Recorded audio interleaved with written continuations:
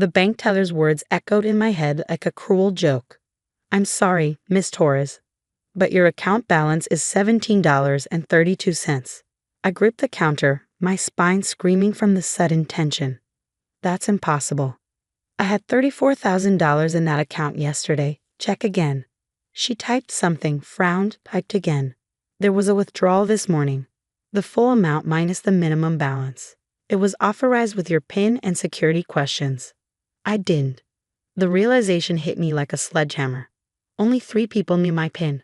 Me and my parents. I'd given it to them for emergencies when I'd had my last surgery 2 years ago. I stumbled out of the bank, each step sending lightning bolts up my curved spine. 3 years.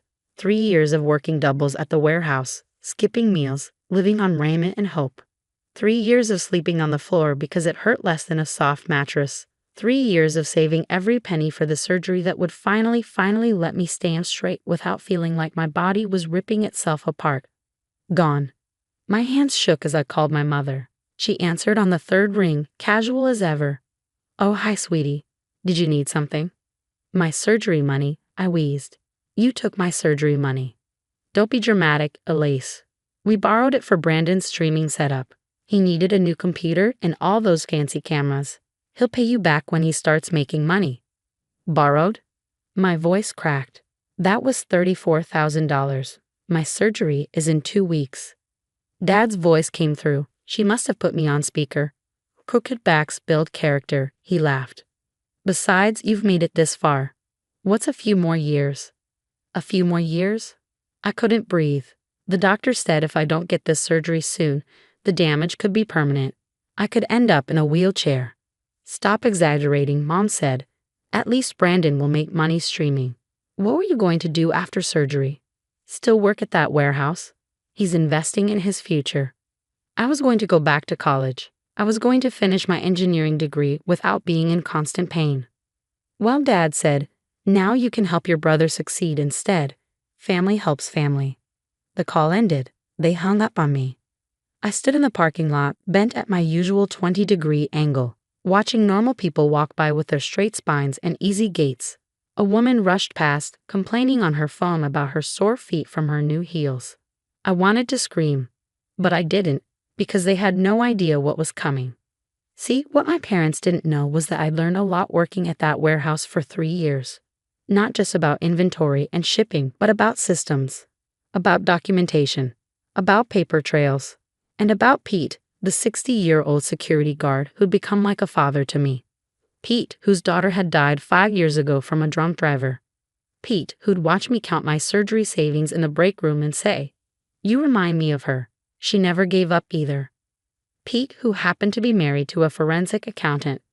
I drove home, to my parents' house, because of course I couldn't afford my own place while saving for surgery, and found Brandon in the garage, surrounded by boxes.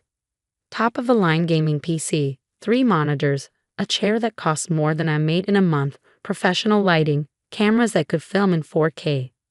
Sick setup, right? He said without looking up. He was 25, 2 years older than me, and had never worked a day in his life. "I'm gonna be the next big streamer, you'll see." "With my money," I said flatly. He shrugged. "Mom said you weren't using it anyway." I was having surgery in 2 weeks. So have it in 2 years. He finally looked at me, saw my twisted posture, and looked away. "It's not like you're dying or anything." I wanted to tell him about the nerve damage, about how I'd lost feeling in my left foot last month, about the doctor's warnings that waiting too long could mean permanent paralysis. But what was the point? He wouldn't care. None of them ever did. Instead, I took out my phone and started recording. "That's a nice setup. Must have cost a fortune."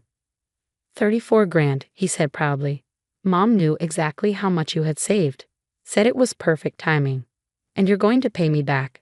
He laughed. "When I'm famous. Don't worry, I'll throw you a couple hundred when I hit it big." I kept recording as he showed off each piece of equipment, bragging about the prices, explaining how Mom had helped him pick everything out that morning, how Dad had driven him to multiple stores to get exactly what he wanted, how they'd spent my entire medical fund in 6 hours. That night, I lay on my bedroom floor, spine on fire, and made my calls. First to Pete's wife, Linda. She listened to my story, asked for my parents' names, and said she'd look into some things. Second, to my doctor's office to cancel my surgery. The receptionist sounded heartbroken. They'd been preparing for this for 2 years. Third, to my cousin Maria, the one my parents had cut off for being difficult, which meant she'd refused to loan them money 10 years ago. They did what? Maria's voice was sharp. Elise, that's theft. You need to file charges. Can't, I said. They were authorized users. I'd added them for emergencies. This wasn't an emergency. I know. I shifted, trying to find a position that didn't hurt. But I have a better idea. Maria knew about revenge. She'd been where I was.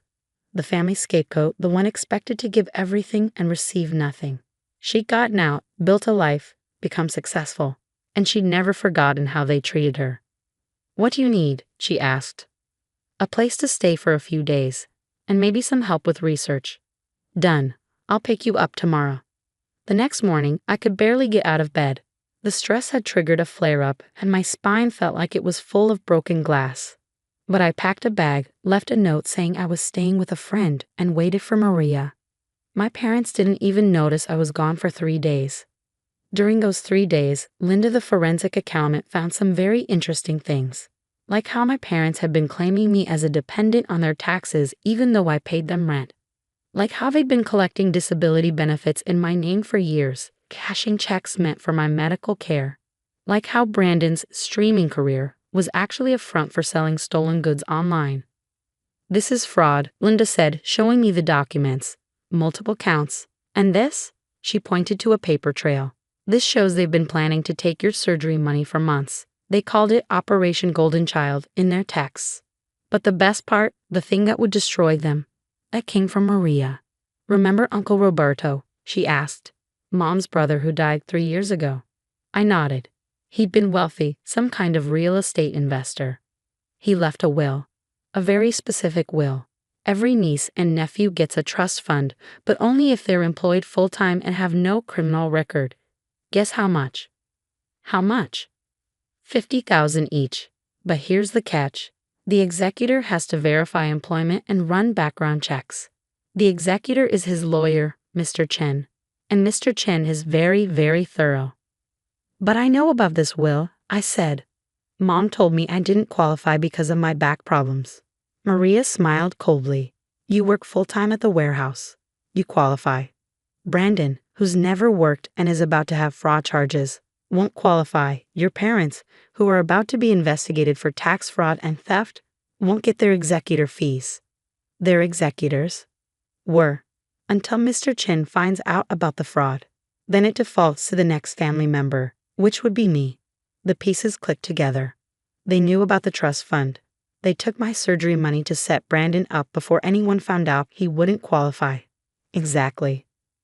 But they didn't know I'd been in touch with Mr. Chen, or that he's been waiting for a reason to remove them as executors. He never liked them. I sat back, spine screaming, and smiled for the first time in days. So what now? Now, Maria said, we document everything and let justice take its course. It took 2 weeks. 2 weeks of agony, knowing my surgery should have been happening. 2 weeks of watching Brandon stream to 0 viewers, burning through expensive equipment like it was nothing. 2 weeks of my parents bragging to relatives about their entrepreneur son. Then the first domino fell. It started with a letter from the IRS. I was in the kitchen when Dad opened it, watched his face go from confused to terrified. They're auditing us, he whispered. 5 years of returns. Mom grabbed the letter. This has to be a mistake. We've always been careful. Not careful enough, I said from the doorway. They spun around. What did you do? Mom hissed. Me? Nothing. But did you know claiming a working adult as a dependent when they pay you rent is fraud? Or that cashing someone else's disability checks is a federal crime? Dad stepped toward me. You reported us? Didn't have to. Turns out when you steal $34,000 from someone, people notice. Banks have to report large withdrawals. The IRS watches for patterns. You little. Oh, I'm not done, I said. Brandon's streaming career? Yeah, about that. Did you know he's been selling stolen electronics through his gaming accounts? The police are very interested in where he got all that merchandise. As if on cue, Brandon burst through the front door. There are cops at my storage unit. They're seizing everything. What storage unit? Mom asked. The one I've been running my side business from. They said something about stolen goods and fraud. I pulled out my phone, showing them a screenshot. Funny thing about streaming, everything's recorded, including that time you bragged about your supplier getting you cheap electronics. My friend Pete? His son-in-law is a detective. Small world. The second domino fell the next day. Mr. Chen called my parents, informing them they were being removed as executors of Uncle Roberto's estate due to evidence of fraud. Maria would be taking over. You cost us everything, Dad screamed. That executor fee was going to pay off the house. And my surgery was going to fix my spine, I said. Guess we're both disappointed. The third domino was the best. See, what they didn't know was that I'd already received my trust fund payment. Maria had expedited it through Mr. Chen as soon as she took over. $50,000 sitting in a new account they couldn't touch. I used $34,000 to reschedule my surgery. The remaining $16,000, that was for what came next. I served them eviction papers the morning of my surgery. Turns out the house they thought they owned was still in my grandmother's name. Grandmother who'd been living in a nursing home, thinking her son was paying for it with rental income from the house. He wasn't. He was pocketing the money and letting Medicare handle her bills. Grandmother was very interested to learn this. Even more interested to learn I found her a better facility and would be paying for it myself. And absolutely fascinated to discover that her grandson Brandon had stolen and sold the jewelry she'd left at the house. I'm giving you 30 days, I told them as they read the papers. Grandmother wants you out. She's selling the house to pay for her care. You can't do this, Mom shrieked. We're your parents. Parents who stole my surgery money and laughed about my crooked back building character, remember? We'll contest this. We'll sue. With what money? I asked. The IRS froze your accounts. Brandon's facing charges, and every lawyer you've called wants a retainer you can't pay. I left for the hospital while they were still screaming. Maria drove, careful over every bump. You know, she said, they'll blame you forever. Say you destroyed the family. They destroyed themselves, I said. I just stopped enabling them. The surgery was successful. I woke up straighter than I'd been in 5 years. The pain wasn't gone. It would take time. But for the first time in forever, I could see a future without agony. Brandon went to jail for 6 months. Turned out his supplier was part of a larger theft ring, and he flipped on them for a reduced sentence. His streaming equipment was seized as evidence. My parents lost the house, the executor fees, and most of their possessions to pay back taxes and fines. Last I heard, they were living in a 1-bedroom apartment, both working minimum wage jobs. Mom at a nursing home. Ironic, considering what she'd said about my career plans. Dad at a warehouse, lifting boxes that made his back hurt. It's not fair, Mom texted me once. We're old. Our backs hurt. You should help us. Crooked backs build character, I replied. At least you're finally working. That's investing in your future. She blocked me after that. 6 months post-surgery, I started college again. Engineering, like I'd always wanted. I could sit through lectures without crying. I could carry my textbooks without spasming. I could build a future that didn't revolve around pain. Pete visited me on campus once, greeting Linda and their son-in-law, the detective. Heard Brandon's out, Pete said. Trying to start streaming again, but no one's watching. And your parents are telling everyone you destroyed their lives, Linda added. Playing the victims. I shrugged, a motion I couldn't have made before surgery. They can say whatever they want. I have the receipts, the fraud convictions, the evidence. Anyone who believes them without asking for my side isn't worth my time. You did good, kid, Pete said. Your parents thought they were taking your future. Instead, they funded their own downfall. I thought about that as they left, about how $34,000, my entire life savings, my hope for a pain-free future, had seemed like such a massive amount. How losing it felt like the end of the world. But it wasn't. It was the beginning, the push I needed to stop accepting their abuse, to stop being their victim, to finally fight back. They took my surgery money, yes, but in doing so, they revealed themselves. The fraud, the theft, the years of financial abuse, it all came to light because they got greedy, because they thought my broken back was less important than Brandon's gaming dreams. Now I have a straight spine, a college education in progress, and a future they can't touch. They have criminal records, minimum wage jobs, and crooked backs from the work they said was beneath them. I guess Dad was right about one thing: crooked backs do build character. They're about to find out just how much. I didn't get mad. I got legal. That night, wine in hand, staring at the faded ink on a document Mary had signed years ago, that thought was the only thing keeping me from screaming into a pillow. My name is Sierra.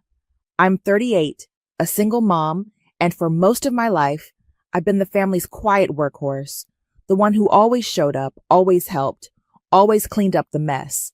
Today, the mess felt different. It felt personal. Before I continue, comment your country or city. I love seeing where my stories land. The barbecue had been in full swing when we arrived, the kind of chaotic family gathering that always felt more like an obligation than a celebration. My mother, Mary, 65, and still obsessed with appearances, had orchestrated it, as always. The air hung thick with the smell of grilled burgers and cheap lighter fluid, punctuated by the shrieks of cousins playing tag. I'd brought my usual contribution, a massive potato salad and a fruit platter, and immediately set about helping my mom arrange the spread. It was always like that. I was the helper, never quite the guest of honor. My older brothers, Alan, 42, and Levi, 40, were already settled in the shade, beers in hand, holding court. Alan, the golden boy, successful in tech, was regaling everyone with stories of his latest venture, while Levi, 40, a partner in a landscaping firm, nodded along his usual quiet self. My boys, Gavin, 13, and Nolan, 10, were trying to blend in, chasing their cousins around the sprawling backyard. Gavin, my sensitive, observant one, kept glancing back at me, as if checking for reassurance. Nolan, more oblivious, was just happy to be running free. I watched them, a familiar ache in my chest. They were my world, my entire focus since my divorce 5 years ago. I worked in healthcare administration, juggling shifts and school pickups, making sure they had everything they needed, even if it meant I often went without. The moment happened near the picnic table, right after Mary had finished complaining about the cost of organic vegetables. My aunt, Mary's sister, had made some offhand comment about family heirlooms and who would get what. Mary, 65, waved a dismissive hand. "Oh, don't worry about that. It's all sorted. Alan and Levi know what's what." She paused, then chuckled, a brittle sound that grated on my nerves. "Well, Sierra's boys aren't really blood, are they? Not in the direct line. They won't be in the will, of course." The words were meant as a joke, I suppose, a light-hearted dismissal, but they landed like a punch. I was standing right there, a bowl of chips in my hand, and I felt the air leave my lungs. My eyes flicked to Gavin. He'd been laughing a second before, but his smile vanished, replaced by a tight, unreadable expression. His gaze dropped to his shoes. Nolan was still running, oblivious, thank God. I didn't say a word. I didn't argue. What was there to argue? It wasn't the first time Mary had made it clear where my children stood in her hierarchy, but hearing it so baldly, so casually in front of them, was a different kind of sting. I just nodded, a tight, almost imperceptible movement, and walked away. I started clearing plates, gathering up the half-eaten hot dogs and crumpled napkins. "We should go," I told the boys an hour later, my voice flat. I didn't wait for goodbyes.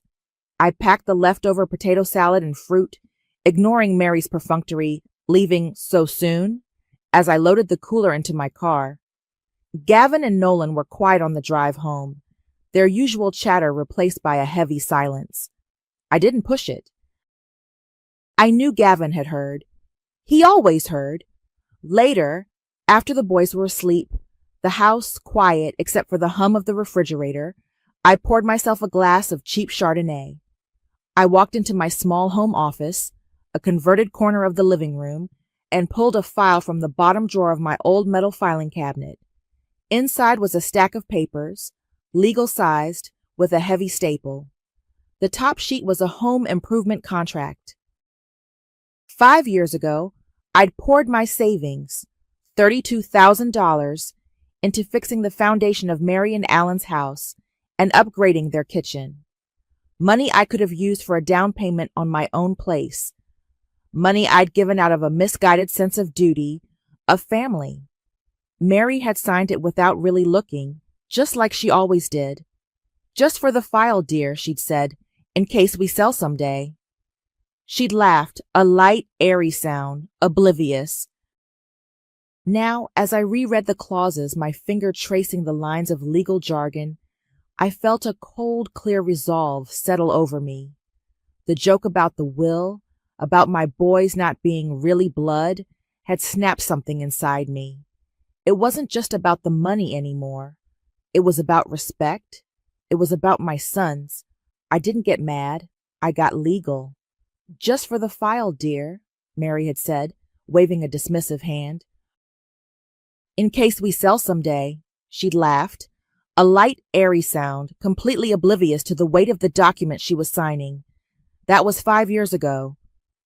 I was 33 then, reeling from my divorce, trying to figure out how to raise 2 young boys on my own. Gavin was 8, Nolan was 5. My world felt like it had been turned upside down, but my parents' house, the one I'd grown up in, was a constant, or so I thought.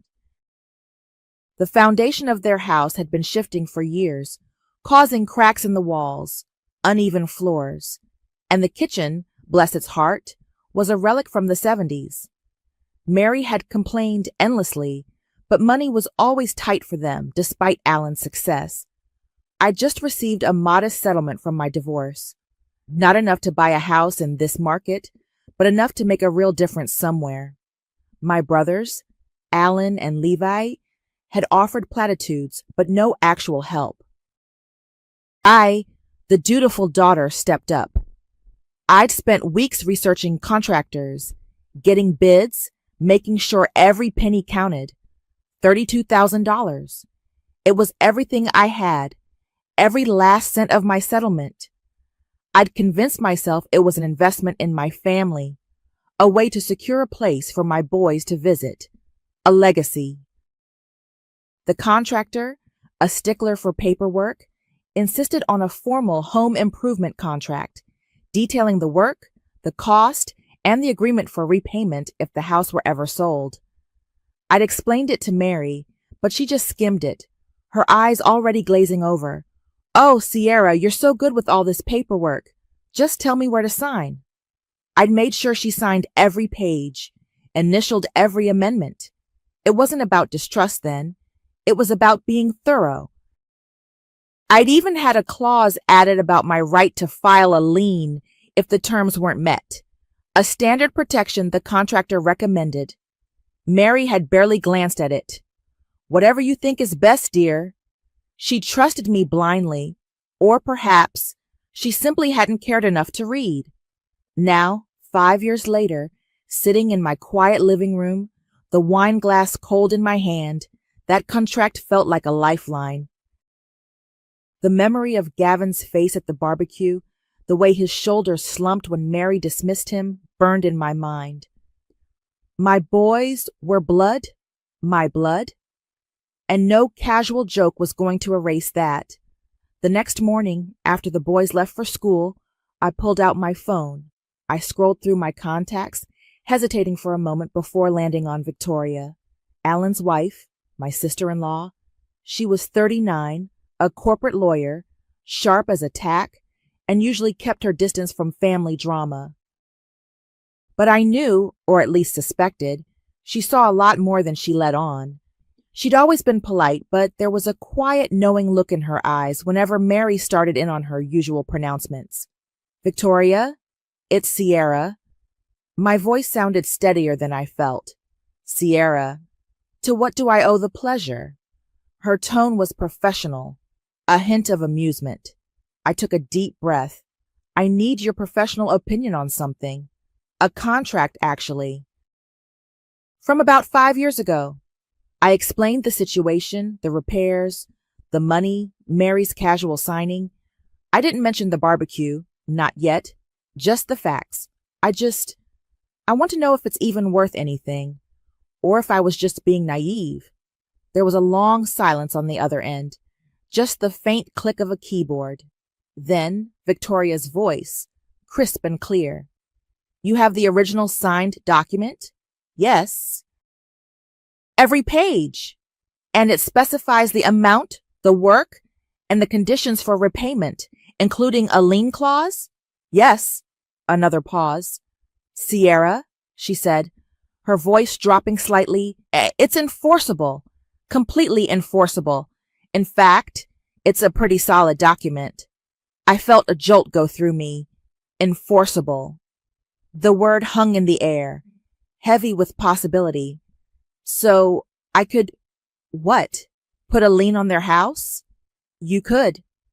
And given the amount, it would be a significant one. It would prevent them from selling or refinancing without your consent, or without paying you back. She paused again. Look, Sierra, I've watched Mary and Alan for years. The way she treats you, the way he just goes along with it, the favoritism, the casual dismissal of anyone who doesn't fit their perfect little mold. Her voice was low, almost conspiratorial. Let's just say I have my own reasons for wanting to see Mary get a taste of her own medicine. And Alan, for that matter. My jaw dropped. I hadn't expected that. You do? Oh, believe me, I do. More than you know. This family, it's a special kind of toxic. And you, Sierra, you've been the quiet martyr for too long. She sighed. Send me a scanned copy of that contract. We'll start by formally notifying them of your intent to enforce the terms. Then we file the lien. This won't be quick, but it will be effective. A strange mix of fear and exhilaration surged through me. This was real. This was happening. Victoria ended the call with a chilling promise, her voice a low, determined whisper that sent shivers down my spine. When I'm done, your mom will have to ask permission to sit on her own porch. The days following my call with Victoria felt like a slow-motion unraveling. The initial jolt of vindication was quickly replaced by a gnawing anxiety. This wasn't just about money anymore. It was about tearing open old wounds, about confronting a lifetime of being overlooked, and it meant my boys, Gavin and Nolan, were right in the middle of it. Gavin, especially, was quieter than usual. He'd always been perceptive, and Mary's casual cruelty at the barbecue had clearly landed. I knew I couldn't shield them from everything, but I could at least redefine what family meant for us. A few days after my call with Victoria, I took Gavin and Nolan to meet Peyton, my best friend since college. Peyton, 36, was a force of nature, direct, empathetic, and utterly loyal. We met at our usual coffee shop, a small, bustling place with mismatched chairs and the smell of roasted beans. Hey, boys, Peyton said, her smile warm as she hugged them. She always had a way of making them feel seen. I ordered us all hot chocolates, then steered the conversation carefully. Gavin, Nolan, remember what Grandma Mary said at the barbecue about family and wills? Gavin's head snapped up, his eyes wide. Nolan, busy stirring his hot chocolate, looked up, confused. About not being in the will? Gavin asked, his voice small. My heart ached. Yeah, that. Look, what Grandma Mary said, it was wrong, and it was hurtful, but it doesn't change anything about who you are or who we are as a family. You two are my world. You're my legacy. Not some piece of paper or some old house. I looked at each of them, trying to convey every ounce of love and certainty I felt. Family isn't just about blood. Sometimes it's about who shows up, who loves you. And that's us. Always. Peyton leaned forward, her expression serious. She's right, guys. Your mom, you two, that's a family, a real one. Stronger than any old house or some silly joke. She winked at them. Besides, your mom's a superhero. You just wait and see. Gavin looked from me to Peyton, a flicker of understanding in his eyes. Nolan, bless his heart, just nodded, probably more interested in his whipped cream. But I saw a subtle shift in Gavin, a softening around his mouth. It wasn't a magic fix, but it was a start. Later, after we dropped the boys off at school, Peyton and I walked around the park. You're doing the right thing, Sierra, she said, kicking at a loose pebble. That woman has walked all over you for years. And to say that about the boys? Unforgivable. You're protecting them, not just yourself. It feels big, I admitted, like I'm blowing up my whole family. You're not blowing it up. You're exposing what was already broken, Peyton corrected gently. And you're setting boundaries, something you should have done years ago. She was right, and her words gave me the steel I needed. Over the next few weeks, the legal wheels began to turn. Victoria was efficient, almost chillingly so. I'd scanned and emailed her the contract, and she'd immediately started drafting the formal notice of intent to enforce the lien. It was all very mechanical, very procedural. Certified mail, legal jargon, official stamps. Each step felt like a small, quiet act of defiance. Alan, true to form, was oblivious. He was too busy being the successful older brother, probably jet-setting for some tech conference or another. He barely returned Mary's calls, let alone mine. Levi, on the other hand, was a different story. He was less arrogant than Alan, more grounded, but still passive. He worked hard, kept his head down, and rarely challenged Mary. I knew he was vaguely aware of my past contributions to the house, but he'd never offered to help, never questioned Mary's favoritism. He was complicit through his silence. I didn't hear anything directly from Mary or Alan, which was both a relief and a source of growing tension. It was the calm before the storm. But then, a few days later, a cryptic text came through from Levi. Mom's planning to sell the house. Caribbean cruise. My blood ran cold. Sell the house? The house I'd poured my life savings into? The house Mary had just declared my children had no claim to? The house she was now planning to liquidate for a luxury vacation? I stared at the text, the words burning into my eyes. My grip tightened on my phone. Not on my dime, I whispered to myself, the words of fierce, quiet promise. The text from Levi had been the final push. Mom's planning to sell the house, Caribbean cruise. It was like a slap in the face. My $32,000, my years of quiet support, all to fund Mary's lavish retirement, while my children were dismissed as not really blood. The thought of her sipping cocktails on a cruise ship, funded by my sacrifice, while my boys were still considered outsiders, was infuriating. Victoria had moved quickly. The formal notice of intent to enforce the lien had been sent, followed by the filing of the lien itself. It was a public record now, attached to the property deed. It meant that house, the one I'd helped save, couldn't be sold or refinanced without my consent, or without my debt being paid. The silence from Mary and Alan was deafening for about 2 weeks. Then the dam broke. I was at work, deep in a spreadsheet, when my phone started vibrating relentlessly. It was Mary. I let it go to voicemail, then Alan, then Levi. I knew what it was. The real estate agent. Mary had put the house on the market, probably without telling anyone. Certainly not me. She'd probably envisioned a quick sale, a hefty sum, and that Caribbean cruise. But when her real estate agent ran the title search, the lien would have popped up like a giant neon sign. A legal roadblock. The first call I took was from Alan. His voice was tight, strained, completely devoid of his usual confident swagger. Sierra, What the hell is this? Mom's agent just called. There's some kind of lien on the house. $32,000? What are you doing? It's the money I put into the foundation and kitchen 5 years ago, Alan, I said, my voice calm, almost detached. Remember? The contract she signed? Contract? What contract? She didn't sign any contract for that. She said you were just helping out. His voice rose in pitch. This is insane. You can't just put a lien on their house. She signed it, Alan. Every page. Victoria has the original. It's legally binding. Victoria? What does Victoria have to do with this? He demanded, his panic evident. She's my lawyer, I stated simply.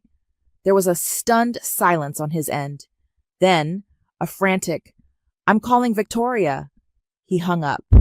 I knew he would, and I knew Victoria would handle him. She told me she had her own grudges, and I could almost picture her, cool and collected, dismantling his arguments. About an hour later, my phone rang again. It was Mary. I took a deep breath and answered. Sierra, what have you done? Her voice was shrill, laced with a fury I hadn't heard in years.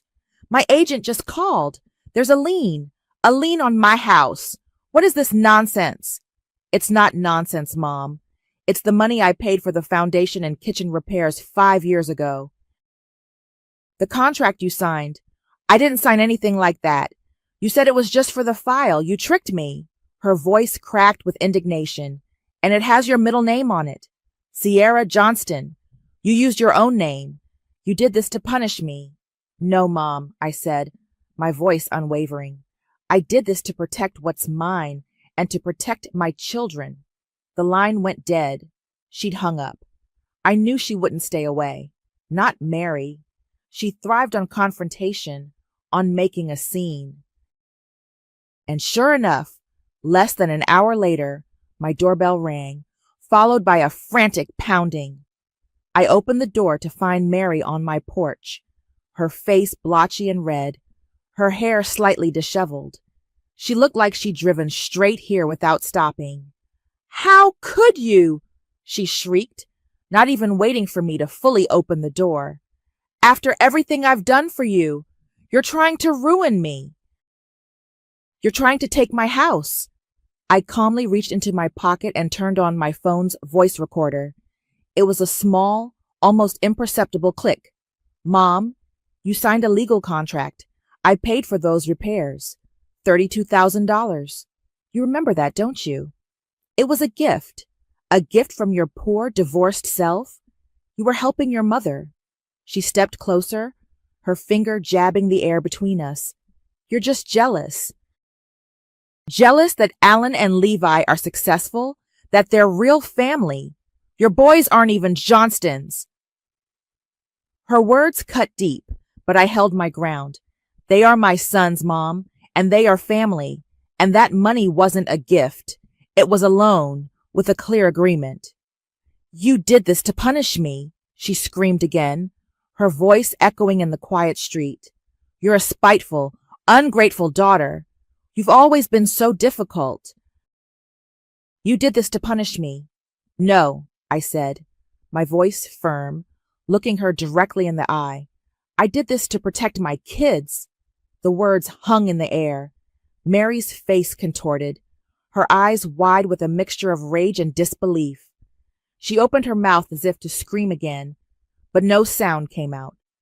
Her eyes rolled back in her head, and she crumpled, literally, to the ground. From the hallway, I heard a gasp. Gavin. He'd been listening. I understand the request to regenerate Chapter 5 due to identified consistency issues regarding character ages. Upon reviewing the initial story outline and the established facts in Chapter 1, the following ages were set as the current ages. At the beginning of the story, the barbecue, Sierra Johnston, 38, Alan Johnston, 42, Levi Johnston, 40, Victoria Perry, Johnston, 39, Mary, Johnston, 65, Chapter 2. Then included a flashback to 5 years ago which would mean Sierra was 33, Alan was 37, Levi was 35, and Victoria was 34 at that time.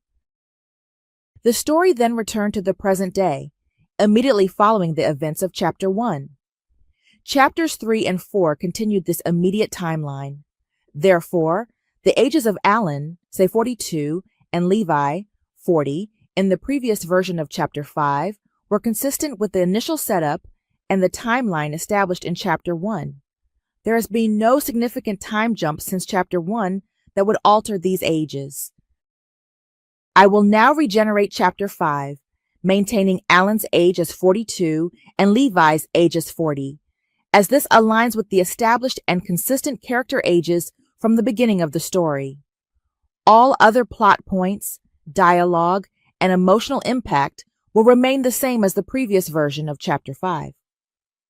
Mary fainting was not in the script. It was a dramatic, over-the-top reaction, exactly what I'd expect from her, but still, it threw me. Gavin, who had been listening from the hallway, was already rushing forward, his face pale. "Mom! Grandma!" "She's okay, Gav, just dramatic." I knelt beside her, checking her pulse. It was rapid but strong. She was breathing, albeit shallowly. I pulled out my phone and called 911, giving them the address and explaining the situation, omitting the details of our argument. Within minutes, paramedics were there, followed by Alan and Levi, who must have been called by Mary's frantic agent, or by Alan after his call with Victoria. The emergency room was a blur of fluorescent lights and hushed voices. Mary was conscious now, but still weak, her face a mask of indignation and exhaustion. The doctors confirmed it was likely a vasovagal syncope, a fainting spell triggered by emotional distress. Basically, she'd thrown such a fit, her body had decided to shut down. Alan, 42, was pacing the waiting room like a caged tiger, his usual composure completely gone. Victoria, 39, stood by the window, her arms crossed, a cool, almost detached expression on her face. Levi, 40, sat slumped in a chair, looking utterly miserable. "What did you do, Sierra?" Alan hissed at me, his voice low and furious as soon as he saw me. "You put Mom in the hospital." "I enforced a legal contract, Alan," I replied, my voice calm. "A contract she signed. She put herself in the hospital with her hysterics. This is ridiculous. It's Mom and Dad's house. You can't just take it." "I'm not taking it. I'm ensuring I get back the $32,000 I invested to save it. Money that she now wants to use for a Caribbean cruise, while she dismisses my children as not really blood. Does that sound like a gift to you?" Victoria finally turned from the window. "Alan, perhaps you should calm down. This is a legal matter. And Sierra is well within her rights." Her voice was quiet, but it cut through the tension. "You're on her side?" Alan exploded, turning on Victoria. "Your own family. You're helping her ruin my mother." Victoria's eyes narrowed. "My family? Alan, you seem to forget that I am also part of this family, and I've seen the way your mother treats Sierra for years, not to mention the way she treats me." Her voice was dangerously quiet now. "And as for ruining your mother, perhaps you should look closer to home, or perhaps closer to your own bank accounts." Alan blanched. He opened his mouth, then snapped it shut. I watched the exchange, a new piece of the puzzle clicking into place. Victoria's animosity towards Mary wasn't just about me. Later that night, after Mary had been discharged and sent home with a stern warning to avoid stress, Victoria came over to my place. The boys were asleep. We sat in my living room, the wine bottle open between us. "He's been seeing someone, hasn't he?" I said, almost a whisper. I'd called Peyton earlier, needing to vent, and she'd mentioned a rumor she'd heard through a mutual acquaintance. A woman named Chelsea, much younger, who Alan had been seen with. Peyton, ever the detective, had done some discreet digging. Victoria didn't even flinch. She just took a long sip of her wine. For months, maybe longer, Chelsea Hughes.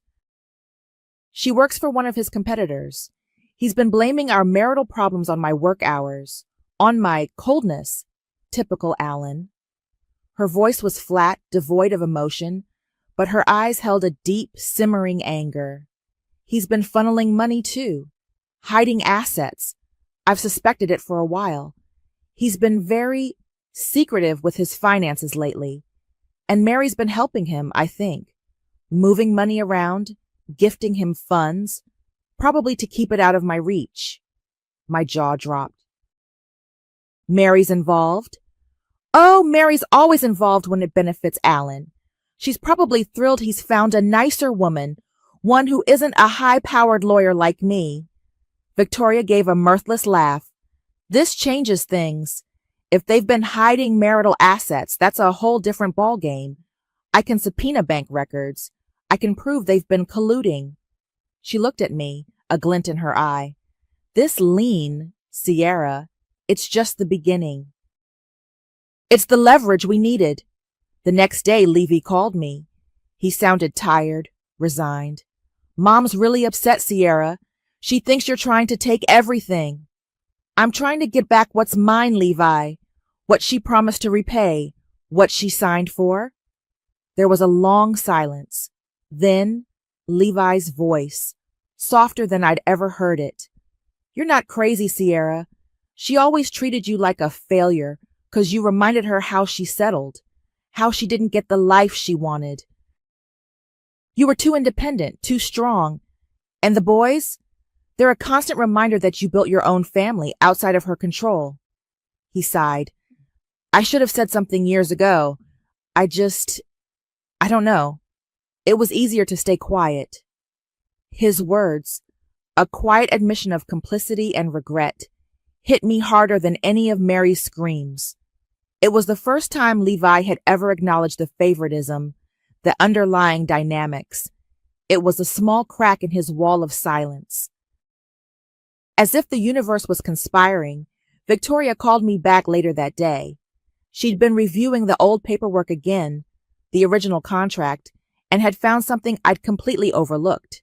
A surprise clause. Buried deep in the legalese, a provision that, under certain conditions, including non-payment of the lien and the property owner's inability to clear the debt, allowed for a quiet title action. It meant that if Mary couldn't pay and the lien remained, I could petition the court to transfer the full titling ability of the property to me. It wasn't just about getting my money back anymore. It was about ownership, the quiet title action. The words Victoria had spoken resonated in my mind long after our call ended. It was a legal maneuver I hadn't even known existed, a way for me to not just reclaim my money, but to fully claim the house itself. It felt monumental, almost unbelievable. But Victoria, with her cool, sharp mind, assured me it was entirely possible, given Mary's inability to pay the lien and the clear documentation.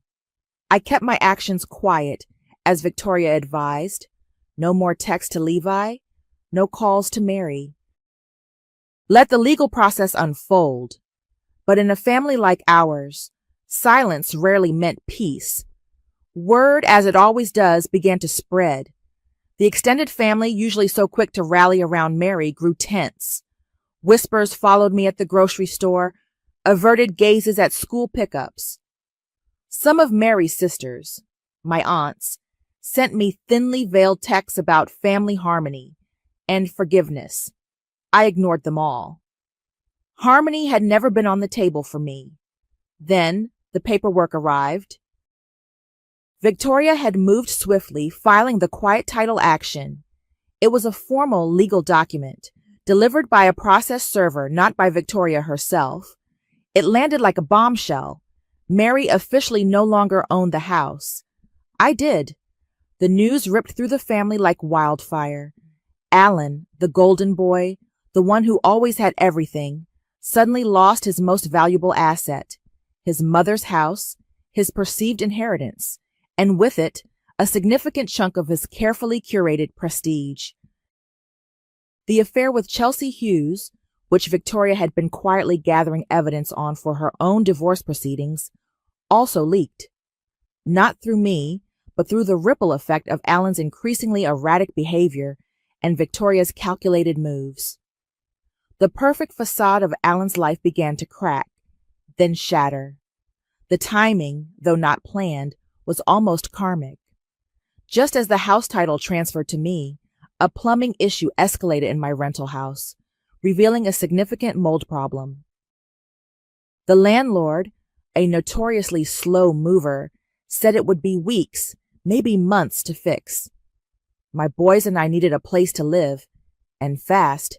"It's perfect, Sierra," Victoria had said, her voice surprisingly gentle. "The house is legally yours. It's empty. Move in. It's practical. It's logical. And it sends a very clear message." So I did. Moving into Mary's house felt surreal. The familiar scent of lemon polish and old potpourri still lingered. The furniture, the decor, it was all Mary. But the house itself felt different. It felt mine.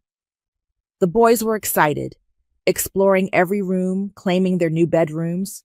Gavin, especially, seemed to walk taller, a quiet confidence replacing the slump I'd seen at the barbecue. Nolan just thought it was cool to have a bigger backyard. I didn't change much at first, just cleared out some of Mary's more personal items, packing them carefully into boxes for her to collect later. I wanted to make it clear this wasn't about spiteful destruction, but about reclaiming what was rightfully ours. Then I planned a barbecue. It was a week after we'd moved in. The weather was perfect, the kind of warm, late summer evening that begged for a gathering. I sent out a simple text to the entire extended family, the same list Mary always used. "Family barbecue at the house next Saturday. Come celebrate our new home." And then I added the hook. The line that would define who truly belonged. "You can come, but only if you think my kids count as family." The day of the barbecue dawned bright and clear, almost mockingly perfect. My text had sent shockwaves, I knew it. The silence that followed was louder than any argument. But to my surprise, and perhaps to the family's collective shame, they showed up, wary, silenced. The backyard, once Mary's domain, was now mine. I'd set up the grill, arranged the picnic tables, and put out the same potato salad I always brought, along with a few new dishes. Gavin and Nolan, excited by the prospect of a party in their new house, were already running around with their cousins, their laughter echoing through the yard. Alan arrived first, alone. He looked diminished. His usual tailored shirt was slightly rumpled, his hair a little less perfect. He avoided my gaze, his eyes darting around the yard as if searching for an escape route. He mumbled a quick, "Hey, Sierra," and then retreated to the far corner of the patio, pulling out his phone. The confident swagger was gone, replaced by a nervous twitch. The news of his affair had clearly taken its toll, and the loss of the house, the symbol of his birthright, had stripped him bare. Levi came next, carrying a bottle of expensive red wine. He looked uncomfortable, shifting his weight from foot to foot. "Hey, Sierra," he said, handing me the bottle. "Thought you might need this." His eyes met mine, a flicker of something, apology, regret, in their depths. "Boys look good," he added, nodding towards Gavin and Nolan, who were now trying to teach their younger cousins a complicated hand-clapping game. It was a small gesture, but it felt significant coming from him. Then Victoria arrived. She stepped out of her car, dressed impeccably as always, but without Alan. She walked straight towards me, a small, knowing smile playing on her lips. "Sierra," she said, her voice quiet, but her eyes sparkling. "Nice place you've got here." "Thanks for everything, Victoria," I murmured genuinely. She just nodded. Just doing my job. But her smile deepened, a shared victory between us. She went to chat with Levi, a surprisingly natural interaction, leaving Alan isolated in his corner. And then Mary. She arrived last, driven by one of her sisters, my Aunt Carol. Mary stepped out of the car wearing oversized designer sunglasses, even though the sun was already dipping below the trees. She looked pale, her lips pressed into a thin line. She didn't speak, didn't acknowledge me directly. She just walked past, her head held high, and found a chair in the shade, far from the main gathering. She sat stiffly, her hands clasped in her lap, like a statue. She didn't eat. She didn't even take off her sunglasses. She just sat there, silent, defeated. The matriarch stripped of her power, watching her kingdom from the sidelines. The air was thick with unspoken words, with years of resentment and new raw wounds. But beneath it, there was also a strange sense of peace. My boys were laughing, truly laughing, unburdened by the family's silent judgment. They were just kids playing in their home. When the food was ready, I stood by the grill, a plate in my hand. Everyone quieted, looking at me expectantly. Even Mary shifted slightly in her chair. I raised my plate. I just want to say a few words, I began, my voice clear and steady, to loyalty, to honesty, and to writing things down. I looked directly at Mary, then at Alan, then at Levi, and finally at Victoria, who gave me a subtle nod. This house, I continued, sweeping my hand to encompass the backyard, the patio, the open doors of the kitchen, it's a home. And it's a place where everyone who truly belongs truly counts, no matter what. My gaze lingered on Gavin and Nolan, who were now chasing a soccer ball across the lawn, their faces flushed with joy.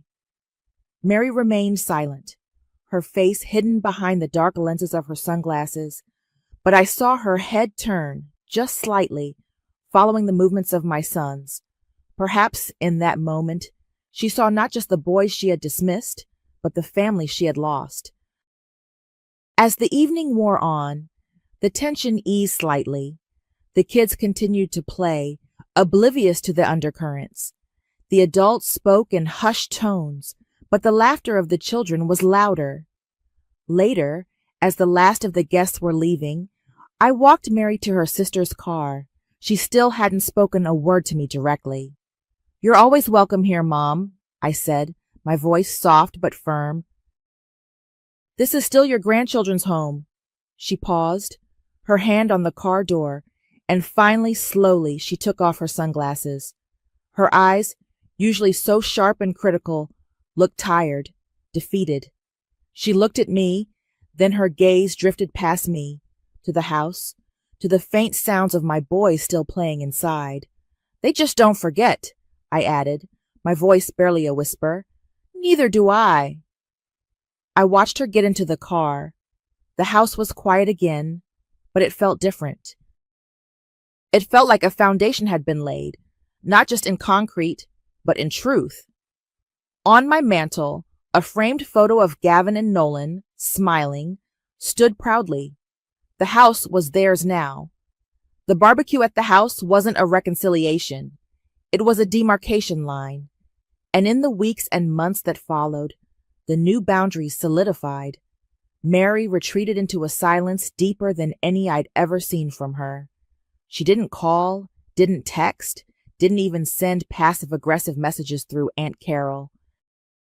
She became a ghost in her own life, living with her sister, her once vibrant social calendar now empty.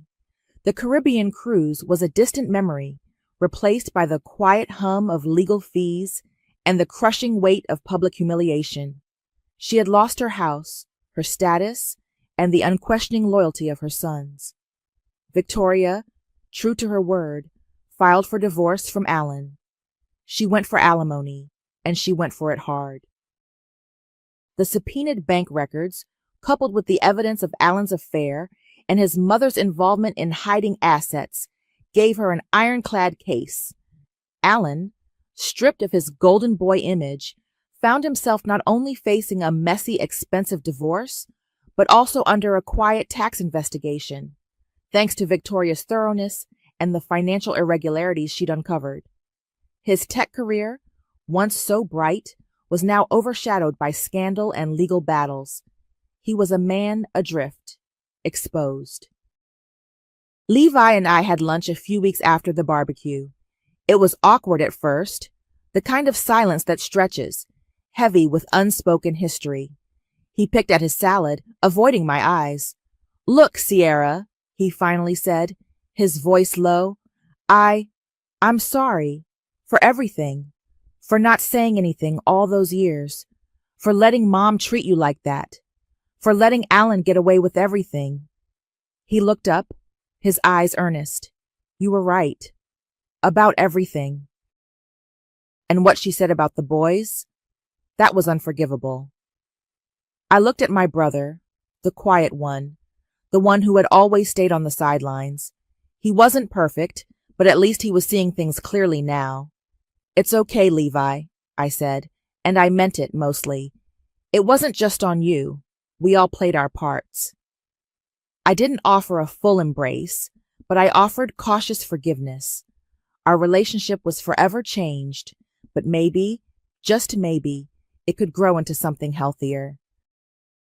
Living in the house, my house now, felt right. It was still Mary's furniture, Mary's decor, but it was our home. The boys thrived. Nolan, still largely oblivious to the deeper family drama, loved the bigger yard and his own room. Gavin, though, was the one who truly blossomed. He walked with a new lightness, his shoulders no longer hunched. He saw me, his mother, stand up for us, for him. He saw me fight for our place, and win. One evening, I was helping him with his homework, and he showed me an essay he'd written for school. The title, scrawled in his neat handwriting, hit me in the gut. Blood is not always family. He wrote about how family was about love and support and showing up, not just shared genes or old houses. He didn't mention names, but I knew exactly who he was writing about. And I knew he was writing about us. He felt seen. And that, more than any legal victory, was the real payoff. I knew this house, this victory was not just for me. It was for them. So a few months after we settled in, I met with Victoria again. We drafted the papers, and I filed the house under a trust for my children. It was their legacy now, secured, protected. No one would ever be able to dismiss them again. The cost had been immense. The emotional toll, the rupture with my mother, the fractured family dynamics. It wasn't clean. It wasn't easy. There were scars for me and for the boys. But they were scars of healing, of truth. I didn't destroy a family. I exposed one. And in the fallout, I built my own, with bricks no one else thought were real. The moment Uncle Reuben pointed at the garage, I knew this wasn't going to be a temporary solution. Not for him, anyway. "Until you get on your feet," he'd said, his hand waving vaguely towards a dusty lawnmower and a nest of spiders clinging to the exposed rafters. My name is Kylie Parker, and at 34 years old, I was officially homeless, save for a borrowed corner of my uncle's suburban garage. My 7-year-old daughter, Amara, clutched my hand, her small face pale. She was usually a whirlwind of quiet energy, but today she was just quiet. Too quiet. The messy divorce from her father, Mark, had left us with next to nothing. No savings, no house, just a beat-up car packed with what little we could fit.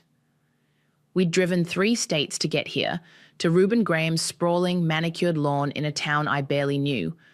Reuben, my mother's older brother, was 55, and he carried himself like he'd personally invented the concept of hard work. He'd made his money in construction, and every square foot of his expensive house screamed it. His wife, Vanessa, 52, stood by the front door, a thin smile plastered on her face that didn't quite reach her eyes. She wore a silk scarf even inside, an accessory I hadn't seen since a fashion magazine from 2005. "Well, come on in then," Reuben boomed, ushering us past the pristine living room, past the grand piano in the foyer, and straight into the kitchen. The smell of something rich and roasted hung in the air. Vanessa immediately offered Amara a glass of juice from a crystal pitcher. "Elise just finished her piano lesson," she said, as if that explained the entire universe. Elise, their 17-year-old daughter, floated past us, barely sparing us a glance, her private school uniform impeccable. That first evening was a blur of quiet humiliation. Dinner was served on fine china in a dining room big enough to host a small wedding. Reuben and Vanessa talked about their recent cruise, their upcoming golf tournament, and Elise's college applications. Amara and I sat at the far end of the table, picking at the generous portions of roast chicken and asparagus. Later, Vanessa brought us a plate of leftovers, the same chicken, but now piled onto a chipped ceramic plate wrapped in foil. "For the garage," she'd said, her voice flat. The garage was cold. Even in late summer, the concrete floor radiated a damp chill. We unrolled our sleeping bags next to a stack of old paint cans and a forgotten barbecue grill. Amara curled into my side, her small body trembling slightly. I pulled the thin blanket tighter around her. Her little face, usually so bright, was shadowed by the dim light filtering through the single, grimy window. I knew her pride was bruised, probably more than mine. She'd always been a sensitive kid, and the stark contrast between Elise's life and ours was a punch to the gut. I lay awake for hours, listening to the unfamiliar sounds of the suburban night. The distant hum of the air conditioning from the main house, the occasional bark of a neighborhood dog. Just after midnight, I heard voices from the back patio, right outside the garage door. Reuben's booming laugh cut through the quiet. "Can you believe it?" he said, his voice thick with amusement. "My own niece, trailer trash in my garage." Vanessa's softer, colder laugh followed. "Well, at least they're out of sight." A cold, hard knot formed in my stomach. It wasn't anger, not exactly. It was something colder, sharper, a resolve. I reached for my phone, the screen glowing faintly in the dark. My fingers moved silently, typing out a quick private email to myself. Subject, "Start building, quietly, before we continue. Drop a comment with where you're watching from. I love seeing my global reach." That email, "Start building, quietly," became my mantra. Every night after the house went dark and the soft snores from Reuben and Vanessa's master bedroom drifted through the thin garage door, I'd pull out my old laptop. The Wi-Fi signal was surprisingly strong, a small mercy in a sea of indignities. Amara, my 7-year-old, would be fast asleep in her sleeping bag next to mine, her breathing even and shallow. I'd work until my eyes burned, sometimes until the first hint of dawn painted the garage window a pale grey. I started with the basics, wordsmithing for small businesses, managing social media accounts for local dentists and dog groomers. The pay was meager, but it was mine ass. No one could take it away. I scoured online forums, soaking up every piece of advice I could find. That's how I stumbled upon Bennett Owens. He was a LinkedIn guru, running a series of digital marketing courses that promised to turn novices into pros. His free webinars were gold mines, and I devoured them. One evening, after a particularly insightful session on optimizing Upwork profiles, I bit the bullet and signed up for his full paid course. It wasn't cheap, but it felt like an investment, not an expense. Weeks bled into each other. The routine was brutal. Mornings, I'd get Amara ready for the local public school. Reuben and Vanessa had insisted on it. "Private school is for those who can afford it," Reuben had declared over breakfast one morning, pointedly looking at me. Elise, their 17-year-old, would be picked up by a sleek black car for her private academy, her uniform crisp, her backpack always looking impossibly light. One afternoon, Amara came home from school, her shoulders slumped. She usually chatted about her day, but today she was quiet. Too quiet. I knelt down, pulling her close. "What's wrong, sweetie?" She mumbled something into my shirt. "Elise?" She said my shoes were ugly. My blood ran cold. Elise didn't even go to Amara's school. I pulled back, looking at Amara's worn but clean sneakers. "What do you mean, honey? Elise isn't at your school?" Amara looked up, her eyes welling.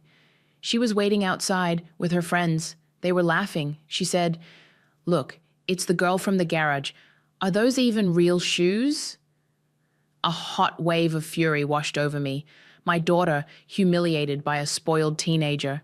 I wanted to march into that house, grab Elise by her perfectly styled hair, and demand an explanation. But I didn't. I couldn't. Not yet. I just hugged Amara tighter. "Your shoes are perfectly good, baby. Don't you ever let anyone make you feel bad about anything." Later that night, I poured all that simmering anger into my work.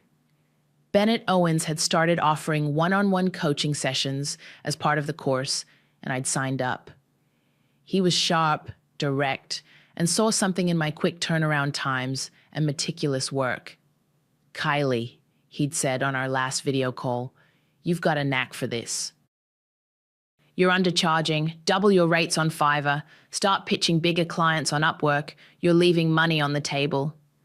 His advice was invaluable, and my earnings slowly, steadily began to climb. The garage was still cold, still filled with the faint smell of oil and dust, but it was also becoming my sanctuary, my fortress. One Saturday morning, Amara was drawing quietly on the floor of the garage while I worked. She looked up, her brow furrowed. "Mommy?" "Yes, sweetie? Remember when we first got here?" I nodded, my stomach tightening. How could I forget? "Aunt Vanessa, she took my breakfast plate away one morning." Amara's voice was barely a whisper. "She said, 'You people eat later.'" My hand froze over the keyboard. My breath hitched. I remembered that morning. I'd been in the bathroom and Amara had gone into the kitchen ahead of me. I'd just assumed Vanessa had finished serving breakfast and Amara had missed it. I hadn't known. Vanessa, with her silk scarves and her fake smiles, had done that to my little girl. It wasn't just about the food, it was about the you people. It was about drawing a line, making Amara feel like an outsider, less than. The anger, cold and sharp, returned. It settled deep in my bones, hardening into something unyielding. This wasn't just about me anymore. This was about Amara, and it was going to stop. The garage was no longer just a place to sleep. It became my war room. I cleared out the old paint cans and the broken lawnmower, pushing them into a dusty corner. I found an old wobbly card table in the main house's basement. Reuben had probably forgotten it existed, and dragged it into the garage. It became my desk. I bought a second-hand office chair online for $20. It wasn't much, but it was mine.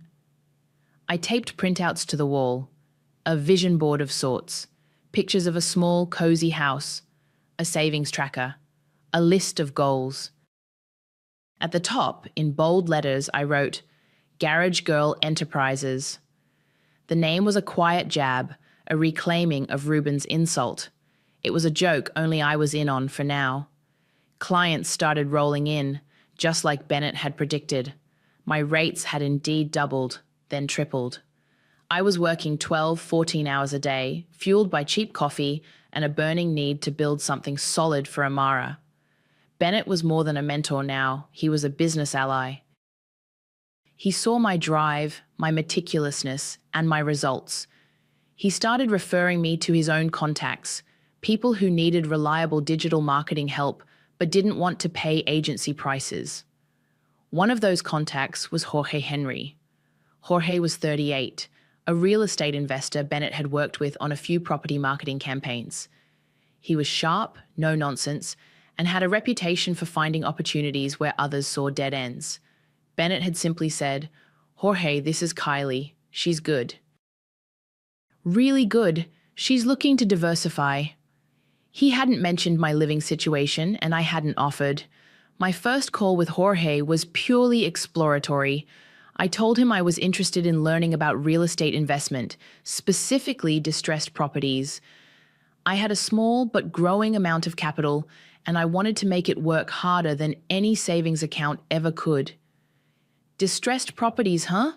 Jorge had said, his voice calm and even. "That's a big umbrella."